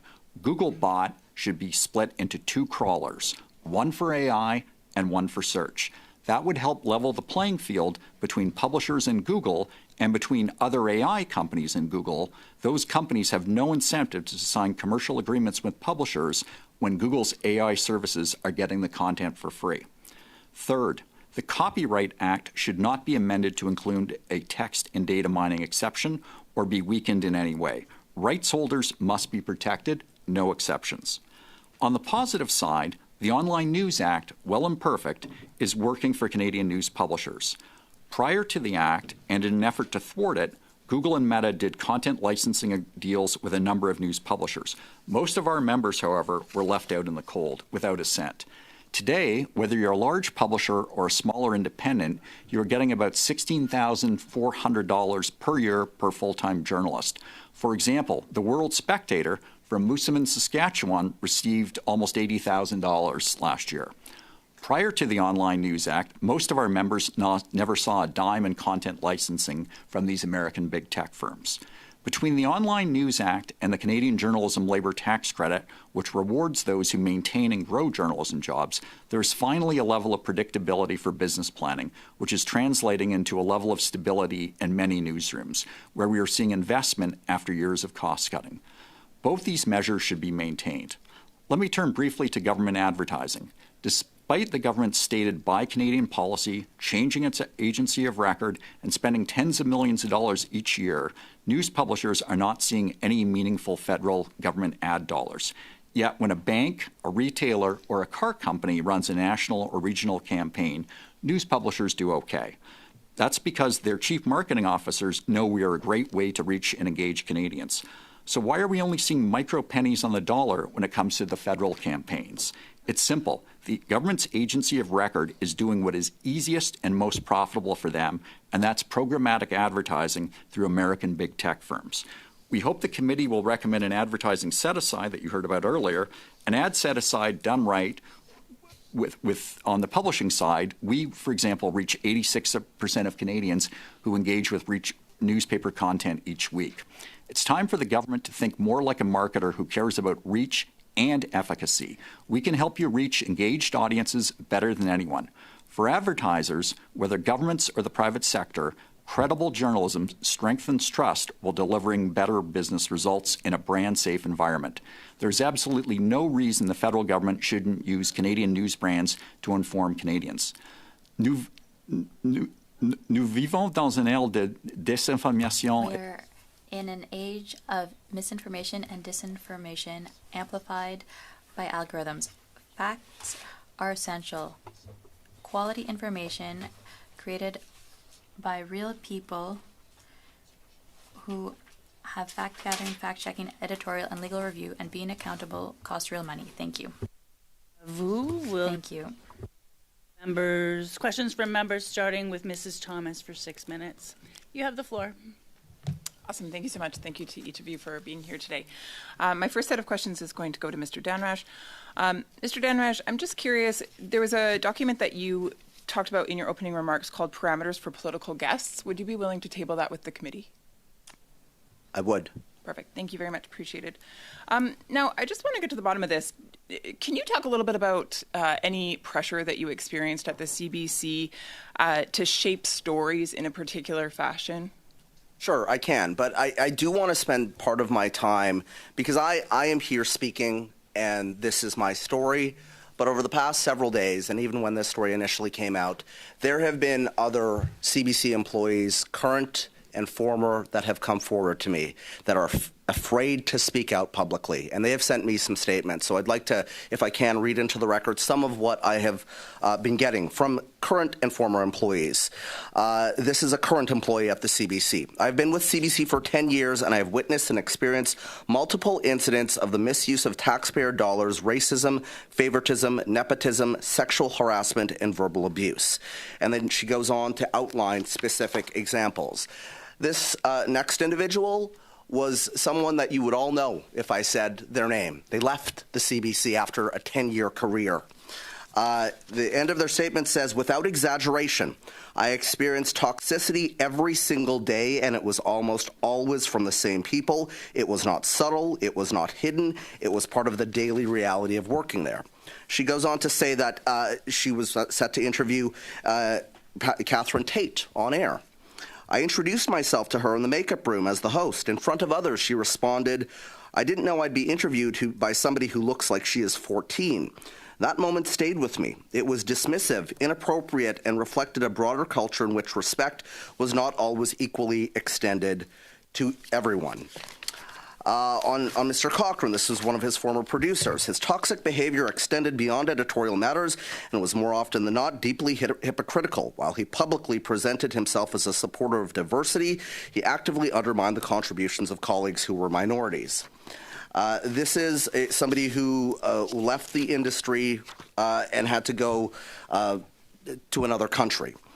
After about a year of working there as an anchor, this is in Vancouver, I was suddenly removed from the anchor desk. I was told the decision was related to the color of my skin, that as a white person, I did not fit the diversity targets they were trying to meet. No concerns about my performance had ever been raised. My concern was the system and the reasoning behind the decision. My frustration was never directed at the individual who stepped into the role. She was also said that she was forced to check a box if somebody of a diverse background appeared on the air. And she said that that was concerning to her. I believe it's important to include a broad range of voices and perspectives, but reducing interview subjects to a check box felt like an overly simplistic way of approaching something that deserves much more care and thought. And I can go on. There are a number of these stories, and it is shocking. These people have been traumatized. They are scared to come out. They are scared of the professional repercussions. And management, like Andre Lau, like Brody Fenlon, like Kathy Perry, like Chris Carter, they are concerned about protecting the reputation of the organization as opposed to dealing with these issues when it comes to employees. So, Mr. Dhanraj, during your time there, can you just outline what years were you there? I was there. I finished at Global, I think, in 2021. Okay. It's in the bio that I provided. Oh, perfect. And then I came to Ottawa. I was a parliamentary reporter. I flew around with the Prime Minister. I covered Parliament Hill. I was. Then I went back to Toronto. I was on Marketplace. I covered the Queen's funeral, and then I got my own show, which I thought, I'd have some say in terms of how that show went. And on the intersection panel. This is a picture here of all the folks that we had on the panel. We've got here one with Raheem Mohammed and Rachel Gilmore. I don't know if you can get two people very far apart on the ideological spectrum as that. Sheila Copps, Brian Lilly, and Faye Johnston, right? We were having the Canadian conversation, and this panel was canceled. And you also have issues of pay equity when it comes to all of these folks. So obviously your point here was to create a panel that was full of diversity, not just in skin color or ethnicity or religious background, perhaps, but you wanted diversity of thought. Correct. Were you given the journalistic freedom then to move forward and do that for the sake of the Canadian public? No, I mean, the issue became with the panelists. We had a list of 43 people or 45 people that Power and Politics gave us that said, do not go near these people, right?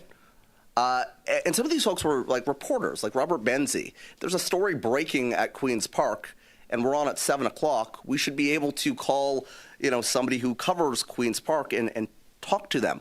But there were these continued hurdles and roadblocks that were set up to really have a certain group of folks in Ottawa in control of who was allowed on programs. Particularly mine was a concern.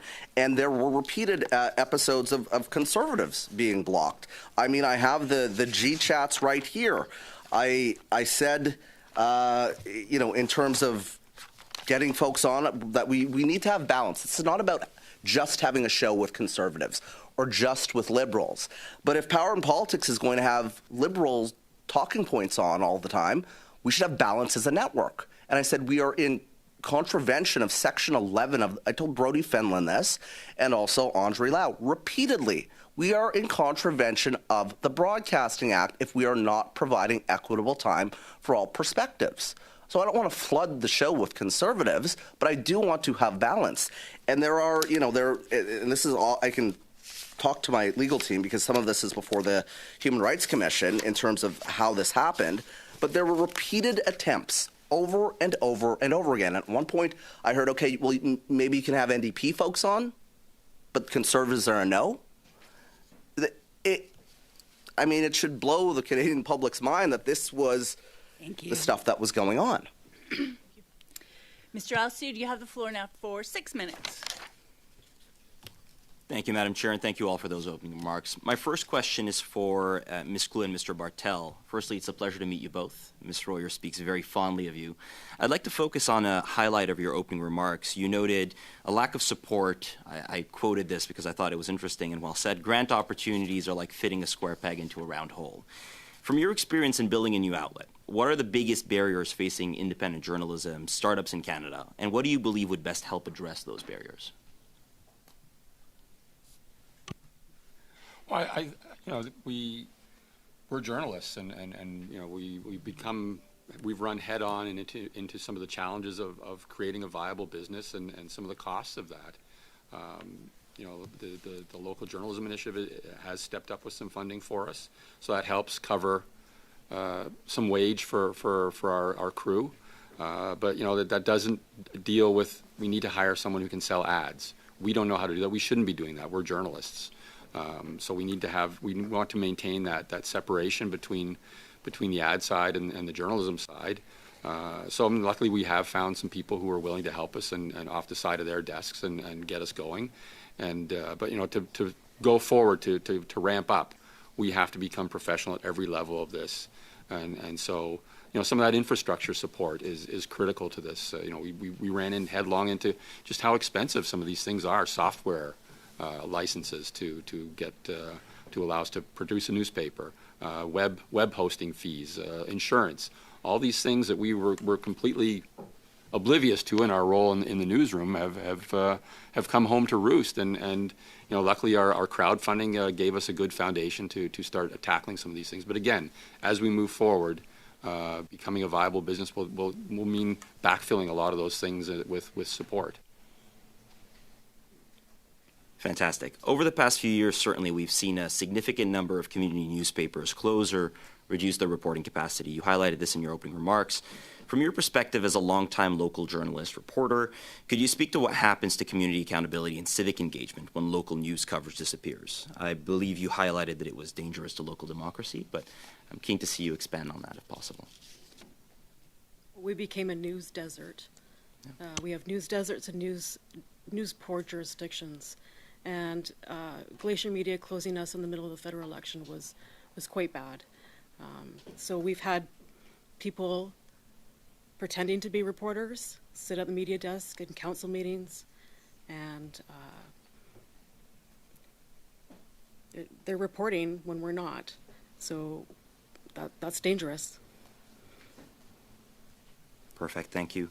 Madame Carrero, la RCQ représente Ms. 37... Carrero, your association represents 37 different radio stations. As you know, many community radio stations depend on volunteers and limited funding. What are the biggest operational challenges that community radio is facing today? I'm thinking of lower advertising revenue, digital disruptions with foreign platforms. Well, you stated it well. There are all of the operations done by volunteers, which isn't ideal because even though those volunteers give their time, dedicate themselves, make these radio stations work, any operation that is based on that model is hard to keep up over the years. But it's the case. They manage. But funding for operations, that's the basic need. That's what they need. And it's what they don't have. And then advertising revenue. As I said, and others have said, advertising revenue aren't there anymore. It's gone to foreign platforms. So it would be very good to have a clear government directive. And then radio stations could contribute to getting the government's message through. And then you mentioned the digital transition. That's another element. That's a major challenge. Radio stations are cornerstones for their community. They're on the FM station, but also on the web. They can be listened to. There are podcasts, news. So these are really complete media outlets, but we need to help them with the digital transition. It can be harder depending on the station. Parfait. Mr. Great. Canada's broadcasting and media regulatory framework was designed at a time when traditional television and radio dominated the landscape. Given the rapid rise of global streaming platforms and digital media companies, do you believe Canada's existing regulatory tools are still adequate for protecting Canadian journalism and cultural sovereignty in the digital age? I believe the tools are there. I think that perhaps the CRTC has been a little bit slow in terms of taking action. The CRTC has done some good things, and certainly the Government of Canada has done some good things. The Online Streaming Act, the Online News Act has been enormously helpful. The tax credit has been helpful, the Local Journalism Initiative. The CRTC made a very important decision last year to ask streamers to contribute a base contribution of 1.5% of its annual revenue to support local news. That's being challenged in court right now, but we feel confident it will go the CRTC's way. Those are all important steps, but more needs to be done, especially given the Canadian Centre for Policy Alternatives conclusion that a significant portion of the Canadian population, I believe it's 2.5%, have access to no local news or only one local news outlet. So that's really a problem that needs to be corrected. The tools are there, and the regulator needs to be encouraged to use them. Merci. Maintenant, Thank you. Now we go to Mr. Champoux for 6 minutes. Thank you, Madam Chair. I'd like to thank our witnesses today. We have a great panel who represent the importance of the topic we are covering with the study. Madam Chair, before speaking to the witnesses, I'd like to table a motion. I've discussed it with a few members around the table. It's a motion that I will read. And I'd like us to keep a little time at the end of the meeting to debate it. I will read it, and then we can discuss it a little later to not interrupt questions to witnesses. It is a motion being tabled in relation to Radio Canada's decision to offer its programming, its news, on the Prime Video platform owned by Amazon. We find that this is a decision that needs to be explained and questioned. So the motion is that, pursuant to Standing Order 1082, the committee invite the CEO of CBC Radio-Canada, Marie-Philippe Bouchard, to appear before the committee for a minimum of 2 hours to explain the decision to make Ici RDI's programming available on the Prime Video platform owned by the American multinational Amazon, even before it is made available to Quebecers and Francophones in Canada on Tout.tv or on a Canadian-owned platform. Madam Chair, I've prepared this in French and English. It's available to committee members.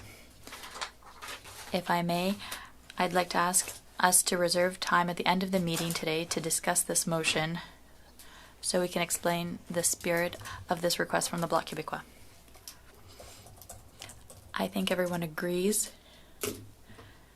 Thank you. Thank you, Madam Chair. Once again, thank you to all of the witnesses for joining us today. I think this is an extremely important study. It's a very concerning topic, and the variety of media perspectives here are a testament to that.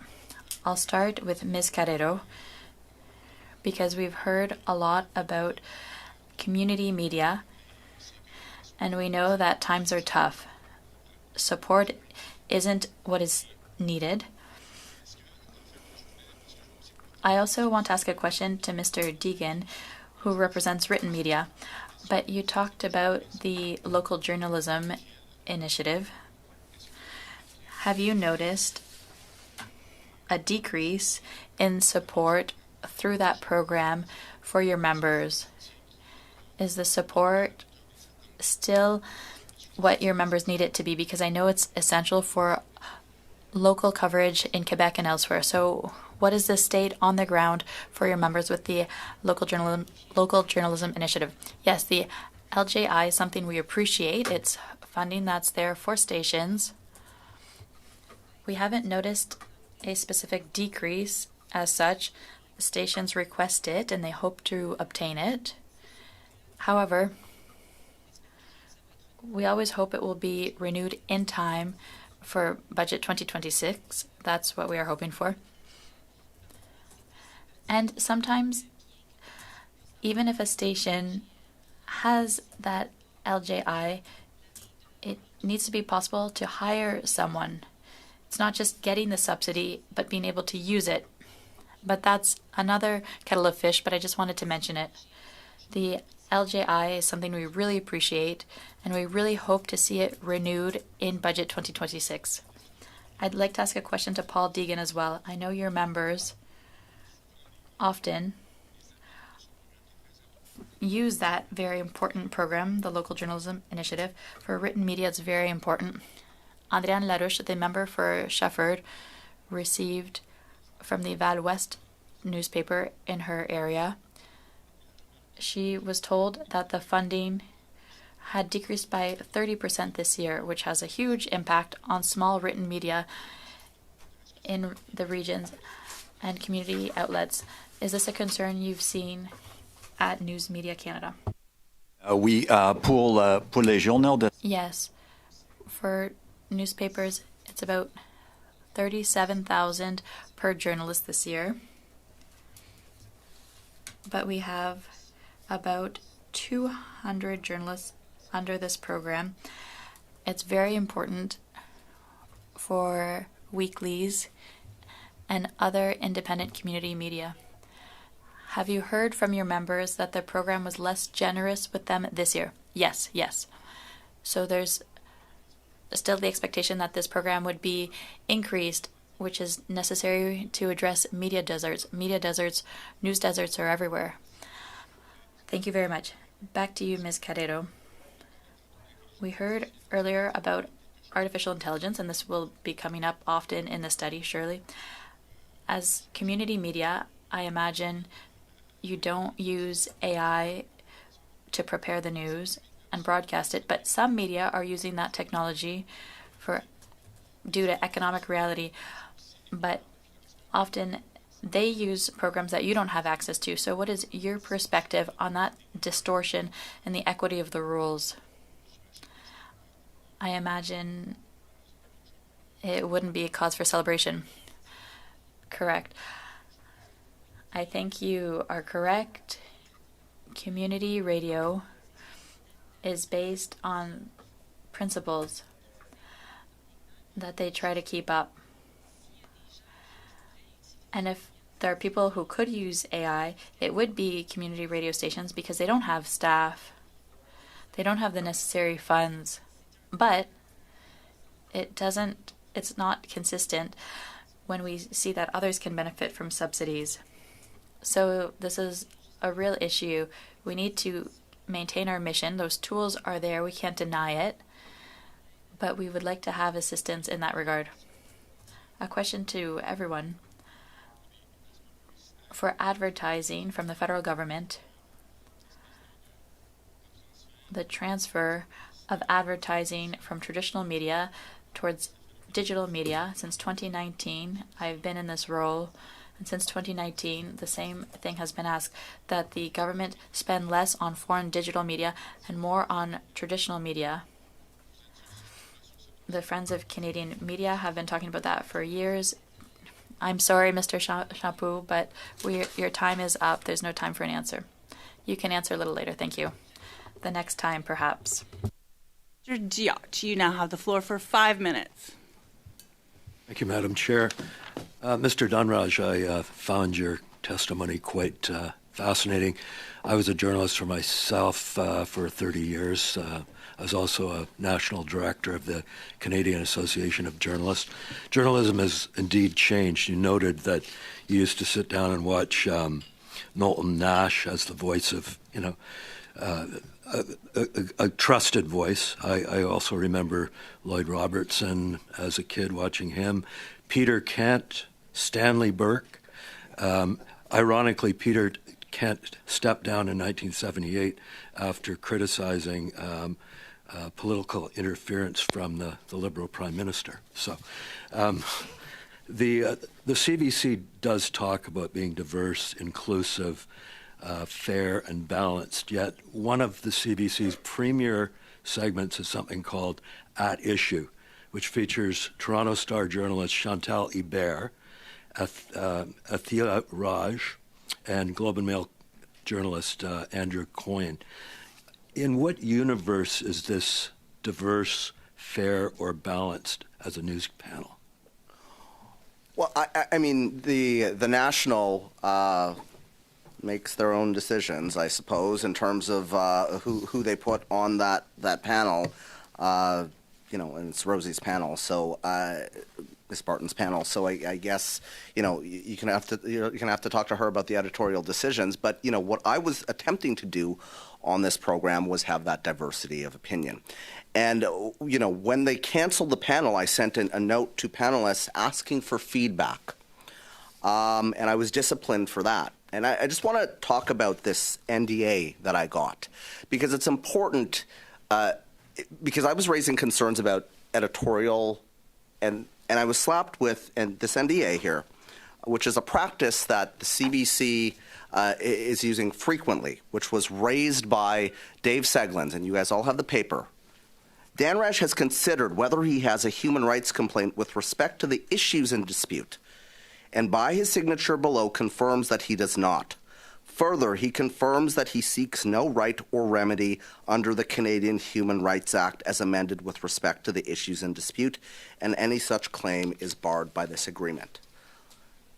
That should be shocking to every member on this committee.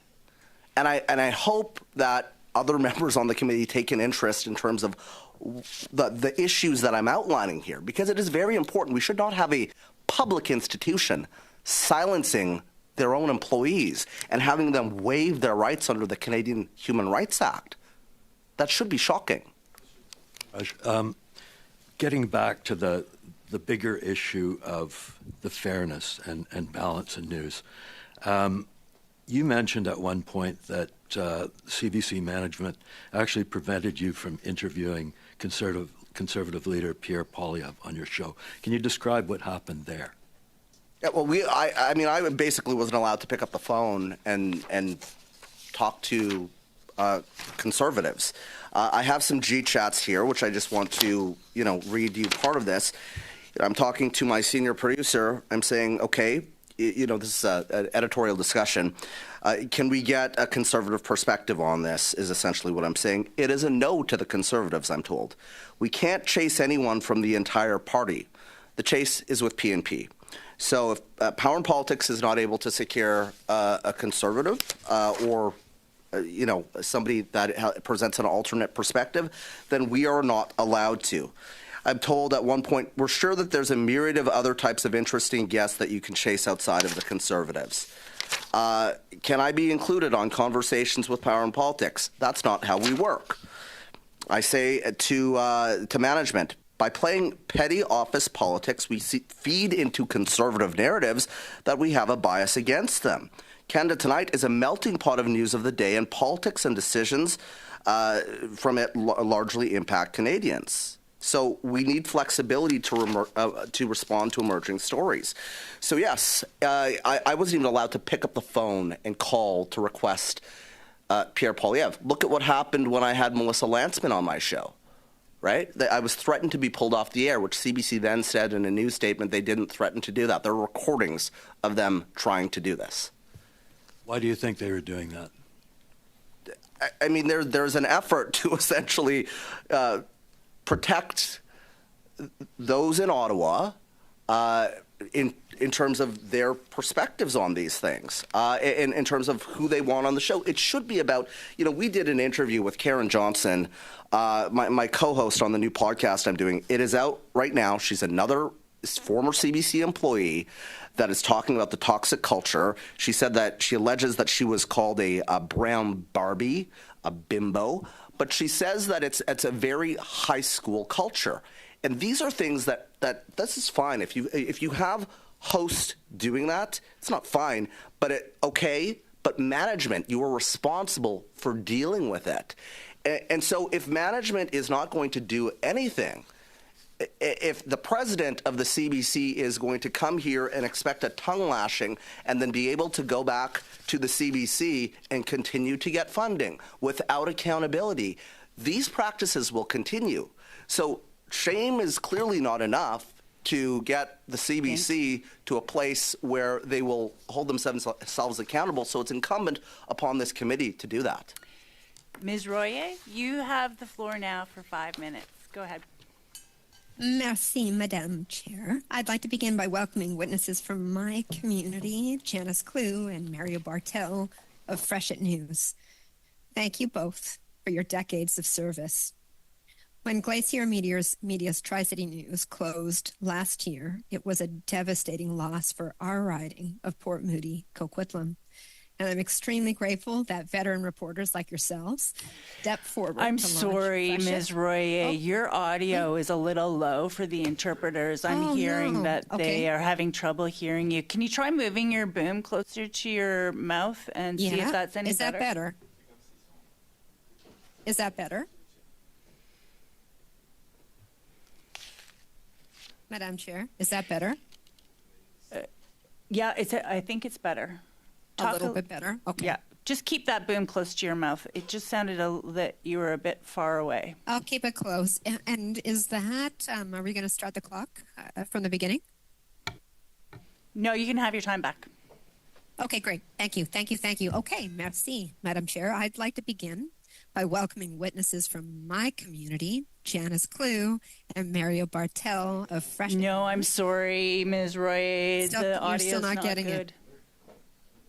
Oh, right? No. Okay.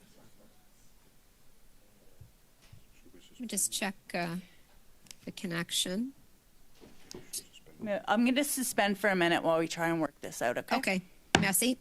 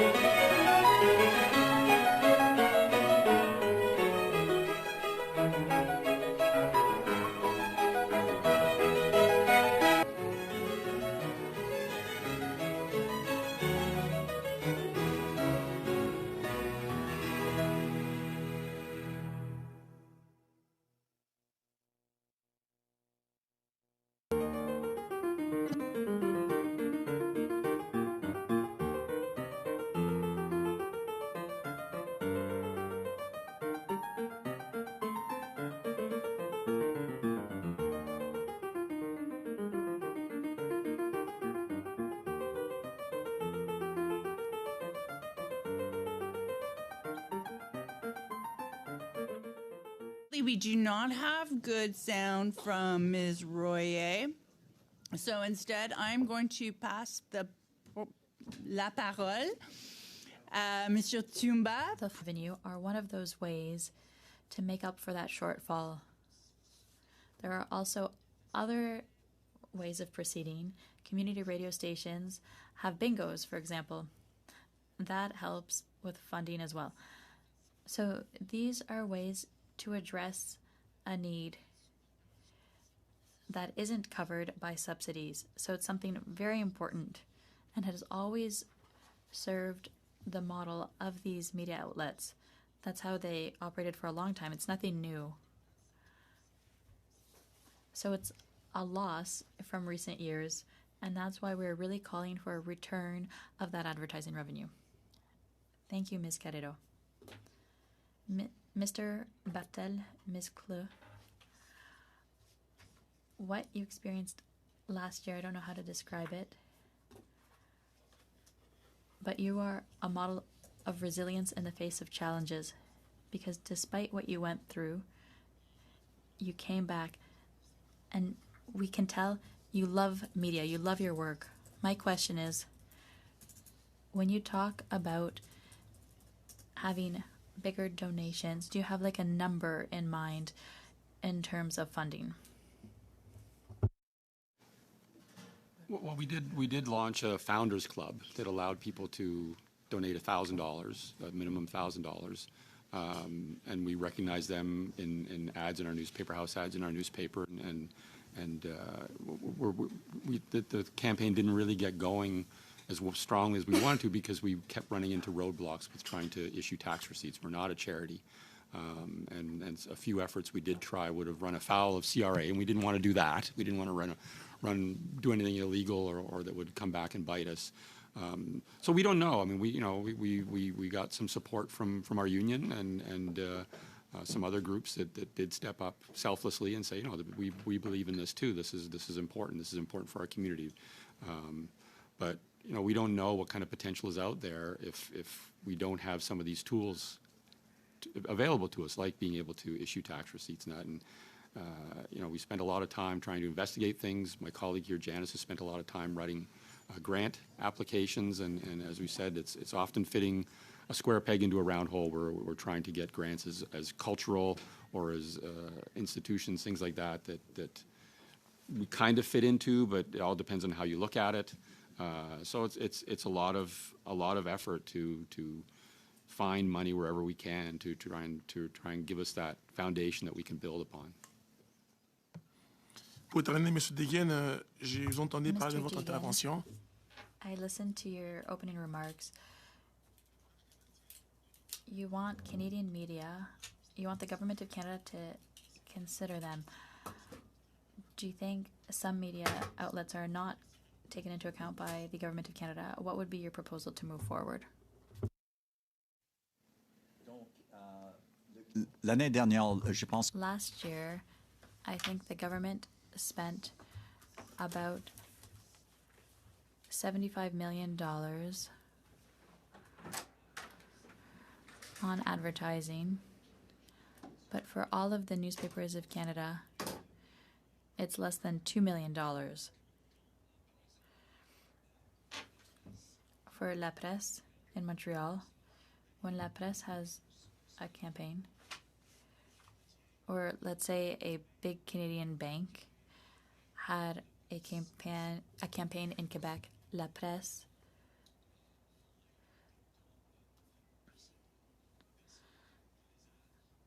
did okay with ads, but the government gives them nearly zero. We are a great avenue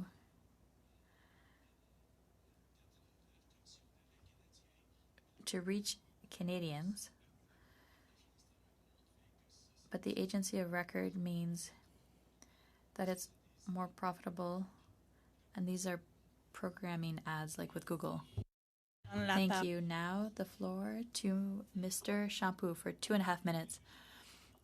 I'll talk to the Friends of Canadian Media. I was asking a question about the recurrent call, and it's not just from you, it's from all media owned in Canada, the government is disinvesting in traditional media and investing in online platforms, which are all owned by foreign companies. So do you think at some point the government will understand that part of the survival of our media depends on advertising by government, regardless of the level? But here we're talking about the federal government, which spends a lot of money on digital platforms compared to what it spends on traditional media. What is your position? Do you think we need to continue and be even louder on this?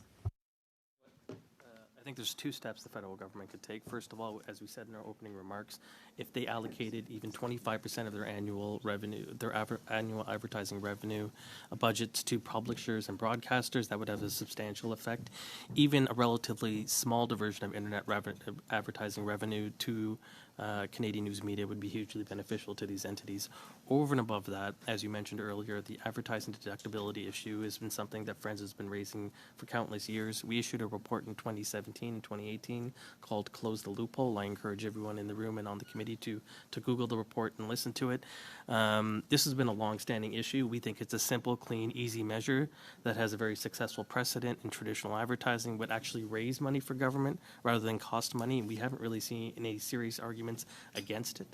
And quite frankly, the precedent has been in place since the 1960s. We think it would continue to be effective. Madame Carrero, ce que ça représente comme... Ms. Carrero, what would this be for community radio stations?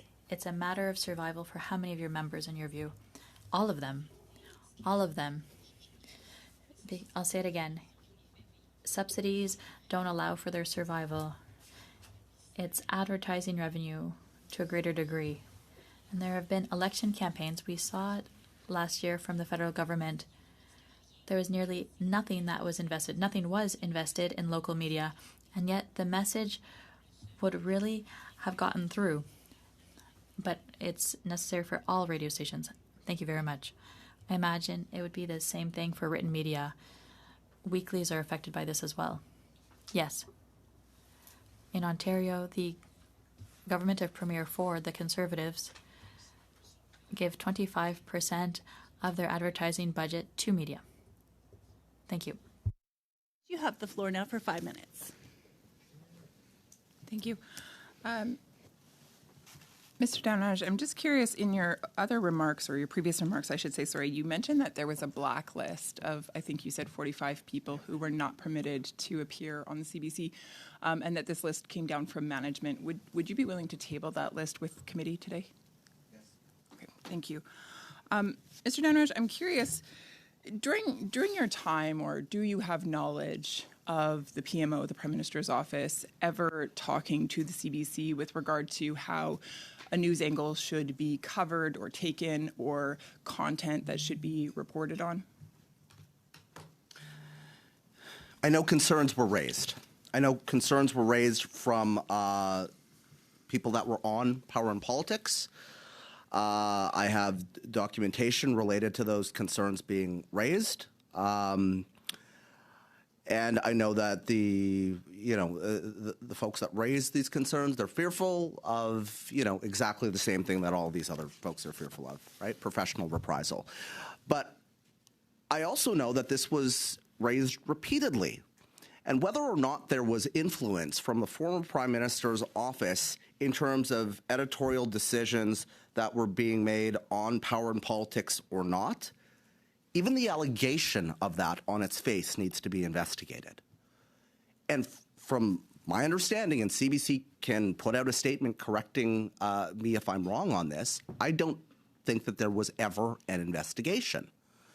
That is a serious concern, right? I mean, if there are repeated, allegations made about perhaps there's too much influence here. Now, let me just say this as well. I was a reporter in Ottawa. I've been at Queen's Park. I was the Queen's Park bureau chief for Global.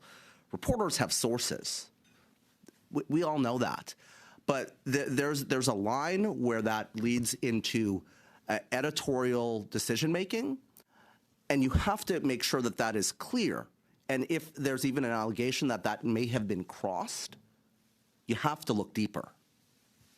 I guess to that end then, we know that public trust toward the media in general is on the decline. We know that that is true with the CBC. There's no exception there. In your mind, then, is that lack of trust justified? I think that right now, the CBC, by continuing to put out statements and to come to these committees and say, yeah, we might have a little bit of a problem, but, overall, we're not biased. That's gaslighting Canadians. Canadians can see that this is an issue, right? And this is folks have accused me of coming here being a cheerleader for the Conservatives. I am not a cheerleader for the Conservatives. I'm sorry. I'm not a cheerleader for the Liberals either. I was trying to do my job as a journalist, and part of that is being balanced. And so when you have, when I was pulled into these disciplinary meetings, I was told that it was editorializing because I put that Catherine Tate wouldn't come on the program, and it's unfortunate. This is unfortunate, was editorializing, right? And it was perceived bias. There's a lot of perceived bias going on that I don't see any discipline around. So I think CBC needs to have, a wake-up call here in terms of accountability. And really, that's incumbent upon this committee. I have made recommendations. There are 11 recommendations in terms of how to, move some of this forward. When it came to Mr. Cochrane, this is during the convoy, for example. We were talking about Tamara Litch, who was an individual who was involved in the convoy. We were doing a story around that. And off-the-hand remarks can be made at times. And I said, I think that she has a couple of different last names. People who live in trailers usually do. Okay, off-color remark. But if this is a pattern, right, you have to, if your staff on your own show are raising this, if people are leaving the program, you have to look a little bit deeper into it, as opposed to pulling me off the air for saying it's unfortunate the president didn't come on the show. So the Canadian public is paying for this to the tune of about $1.4 billion. And then, of course, the government also increased that by an additional $150 million. At the end of the day, then, the public is the shareholder and also the ones that are supposed to be benefiting from this news coverage. In your estimation, what changes are needed to actually restore that trust? Well, I think that there needs to be an overhaul when it comes to management. You have my specific recommendations, but I will also say this. I am not here as somebody who does not believe in public broadcasting. I was on Jonavision. I started as an audience coordinator when I was 19 years old at the CBC. I worked on the Air Farce. I worked on the Red Green Show. I then left. I came back. I worked at CBC Edmonton. I worked at CBC Toronto. Left. Came back again. I took a pay cut to come back to the CBC. I used to walk around the CBC Broadcast Center when I was 19 years old and sneak into the newsroom, and I thought, I want to be at this place at some point. This is the heart of this building, the news organization. And it has gotten so far away from what it was. The CBC should not be a polarizing force. It needs to bring Canadians together, and it has the infrastructure to be able to do that. But until there's a recognition of the problem from management, nothing will happen. And they fail to recognize this. I would be willing to sit down tomorrow with the new president to talk about some of this stuff, right? But good people are leaving, they're being forced out, and their concerns are being dismissed because it's about protecting reputation. Well, here's some news. I don't have to be wanting to destroy the CBC because management and executives are doing a great job of that on their own. Thank you. We're going to try one more time with Ms. Royer to see if we have sound now that you have a new headset. You have the floor for 5 minutes. Fingers crossed. Okay, excellent. So I'd like to begin by welcoming witnesses from my community, and that is Janice Clue and Mario Bartel of Freshet News. And I want to thank you both for your decades of service. And of course, when Glacier Media's Tri-City News closed last year, it was a devastating loss for our riding of Port Moody Coquitlam. And why is this? Because democracy only works when citizens can see the truth clearly, and that requires strong, independent journalism so that voters can make informed choices and hold leaders accountable. Janice, in your own words, you actually said that this is dangerous. So this brings me to the matter of journalistic integrity. and the Journalist Code of Ethics. And I'd like to really drill down, if I could, with you and Mario. So with the advent of podcasts and online news, there's a great deal of misinformation. How were Freshet journalists trained, and is that the norm? I was trained in Britain under a program called the NCTJ, National Council Training of Journalists. There's a standardized curriculum in colleges and universities in Britain. You do a year program and take legal courses, municipal government courses, shorthand.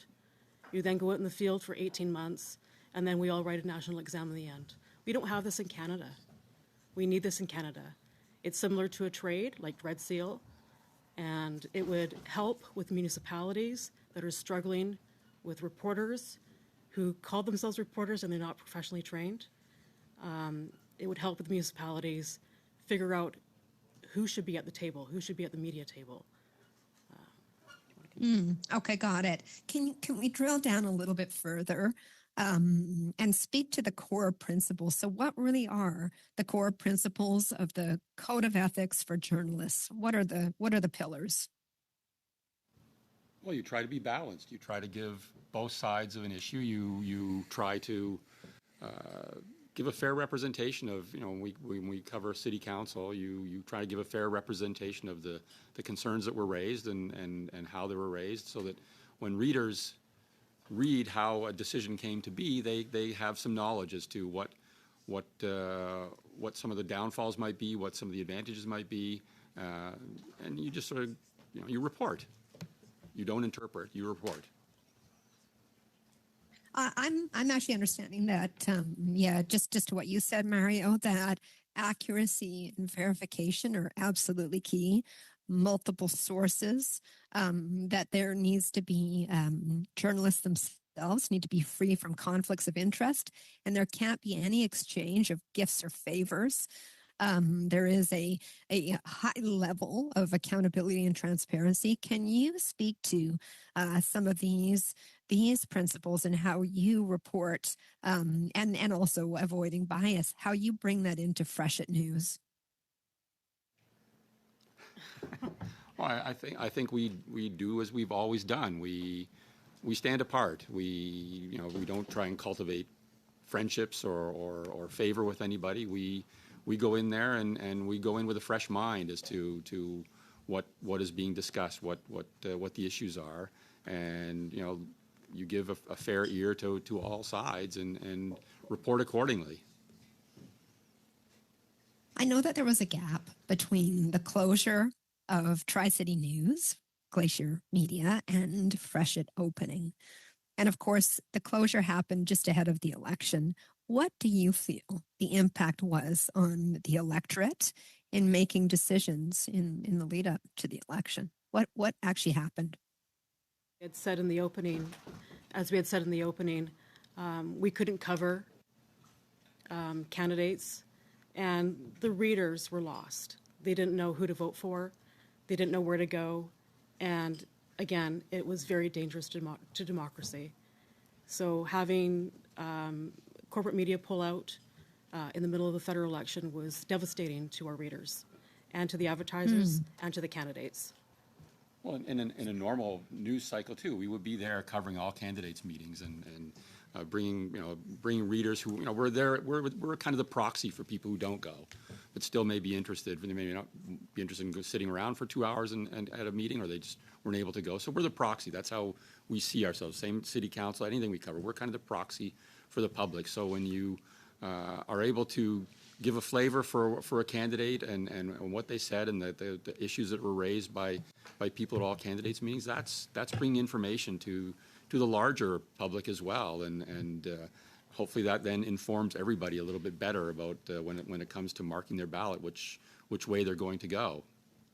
We also cover a very large. We also cover a very well, and I large noticed that there was a prevalence of other sort of freelancers, journalists that we've never heard of before that were sort of taking up the space in the news desert. And I think people were then tuning into that because they were hungry. I think the electorate is particularly hungry for.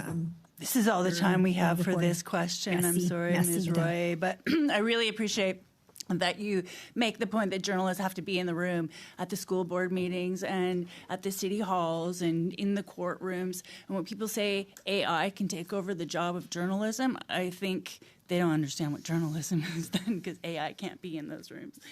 Mrs. Thomas, you now have the floor for 5 minutes. Awesome. I'm going to ask one quick question and pass it off to my colleague. My question is for Mike, Mr. Figgleman, or your colleagues. And my question is this. You made a statement with regards to linking the safety and security of the Jewish community here in Canada to biased coverage from the news media. And I would like you to take a moment and just expand on that in terms of the consequences that are there. Sure. Sorry, you cut out there for a second. I'll speak to a bit of a portion, then I'm going to hand off to my colleagues on Zoom as well. The first thing is what's reported today becomes domestic and foreign policy tomorrow. And I echo Mr. Dhanraj's comments about a very, let's call it a jaundiced marketplace of ideas. What we have seen in the past couple of years, most certainly as it relates to the CBC, is the elevation of radical voices, giving them a platform, giving them undue legitimacy, which we feel really does serve to elevate the fringe and marginal voices who are traditionally, again, on the fringe, trying to work their way into the mainstream. And then it serves fundamentally to fan the flames of hatred against Israel and the Jewish community. More specifically, HR Canada Charitable Organization and InnoHives did a long-term 2-year study on the Hamas-Israel war, which found that there was this asymmetry in the CBC's coverage. Most specifically, that it elevated radical voices like Independent Jewish Voices, which is a radical anti-Zionist hate group, and giving them this platform. Again, it bestows this kind of credibility which they don't deserve. But I'll allow Dr. Haran Shaninarkis and Amanda Eskenazi to speak in more detail about their work. So I'll just say briefly, first of all, thank you. Thank you, Mike. Can you hear me right? Hopefully? Okay. So I'm here as a scientist, and if there are any questions about the research we conducted, I'm happy to answer. I'll just say that taking into account the asymmetry that's already inherited in the Israeli-Gaza war, we found some very troubling evidence showing, for example, how the CBC is using headlines in order to promote one side of the story, such that even when you compare that to the actual reporting by the CBC Madame la and the way Présidente, they... il y a un enjeu avec l'audio encore une fois. Madam Chair, there's an issue with the audio. The interpreters are struggling to interpret. Okay. I'm sorry, we don't have good sound for your intervention there. Is that better right now? Or if not, maybe Amanda can take that? Is it? I'm sorry, no. Okay. Okay, maybe I can try to speak to this then, and just sort of offer one final thought on this, that, my colleague Haran is a scientist, and he deals with data and numbers and, objective truth. I'm also a scientist, but a different kind. I'm a social scientist, and I look at behavior and trends and sort of human behavior and how people react to what it is that they see in the news and what they are presented with.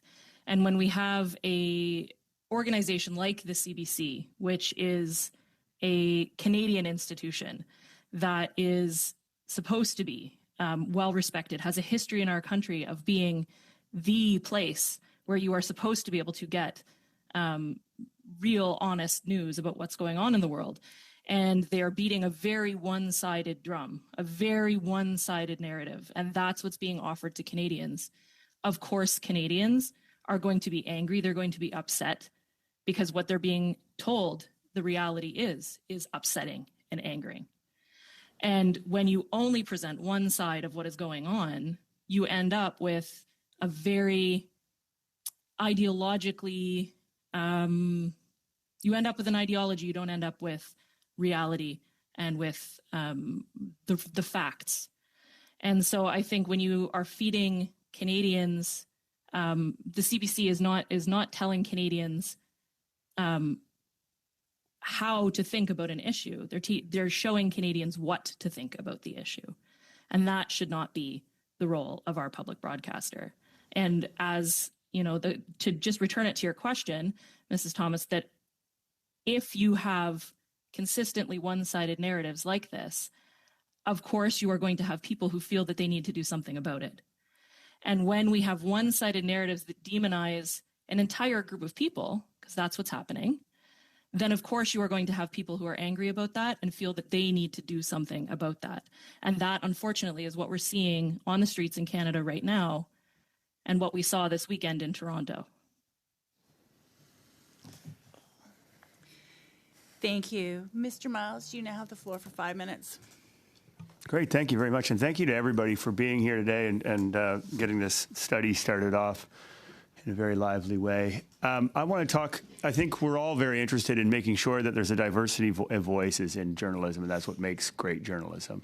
One thing I'm curious about is the right balance between, how we can create an ecosystem where the private broadcasters and journalists thrive as well as a public broadcaster, like what the balance looks like, especially in rural communities. I find that one thing, and I think it speaks to what's been mentioned, is that often rural voices are not actually, particularly as more and more newspapers in small towns close, more and more radio stations in small towns close. How do we make sure that things aren't centralized just to the cities of Canada, but the voices of rural Canadians are also part of all the conversations we're having? Maybe I'll start with Paul to speak about that, if you get some thoughts. So much. I think one of the programs that's important for rural voices is the Local Journalism Initiative. Many of our members would be a couple, let's say perhaps in their mid-70s. They own the local community newspaper. Their kids have moved to the city or doing something else. And the LJI is a way of getting a reporter into that community, invested in that community, covering cops, courts, city hall, that kind of stuff. So I think the LJI, in terms of the rural coverage, is absolutely critical. One thing I will say about the CBC, and this is an issue in particular in rural communities, CBC has been poaching journalists from community newspapers. And this is a problem. There's a terrific column written by Tim Schultz of the St. Albert Gazette, and I think you should all read it. It's in his own paper, and it's also in the National Post. But take a look at that. I mean, we're losing journalists to the CBC. They're getting more money, better benefits. And listen, we don't begrudge the CBC, but I'll give you just one example.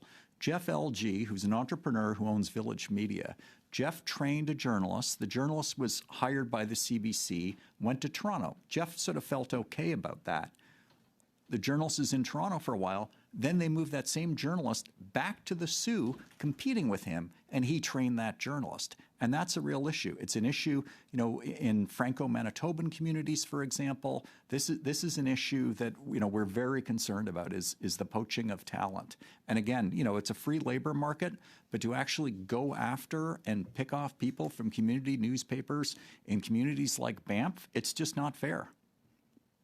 I think it's part of what I'm looking to get at too is some of those places of conflict or whatever between the two sectors and how we can actually seek to support both in the ideal world and to make sure that those voices are not, particularly in the rural communities, not dismissed. Are there others? I mean, I think, one of the challenges that we've got is Canada Post, and just in terms of sort of, distribution. So a lot of our members, these are a printed product, a community newspaper.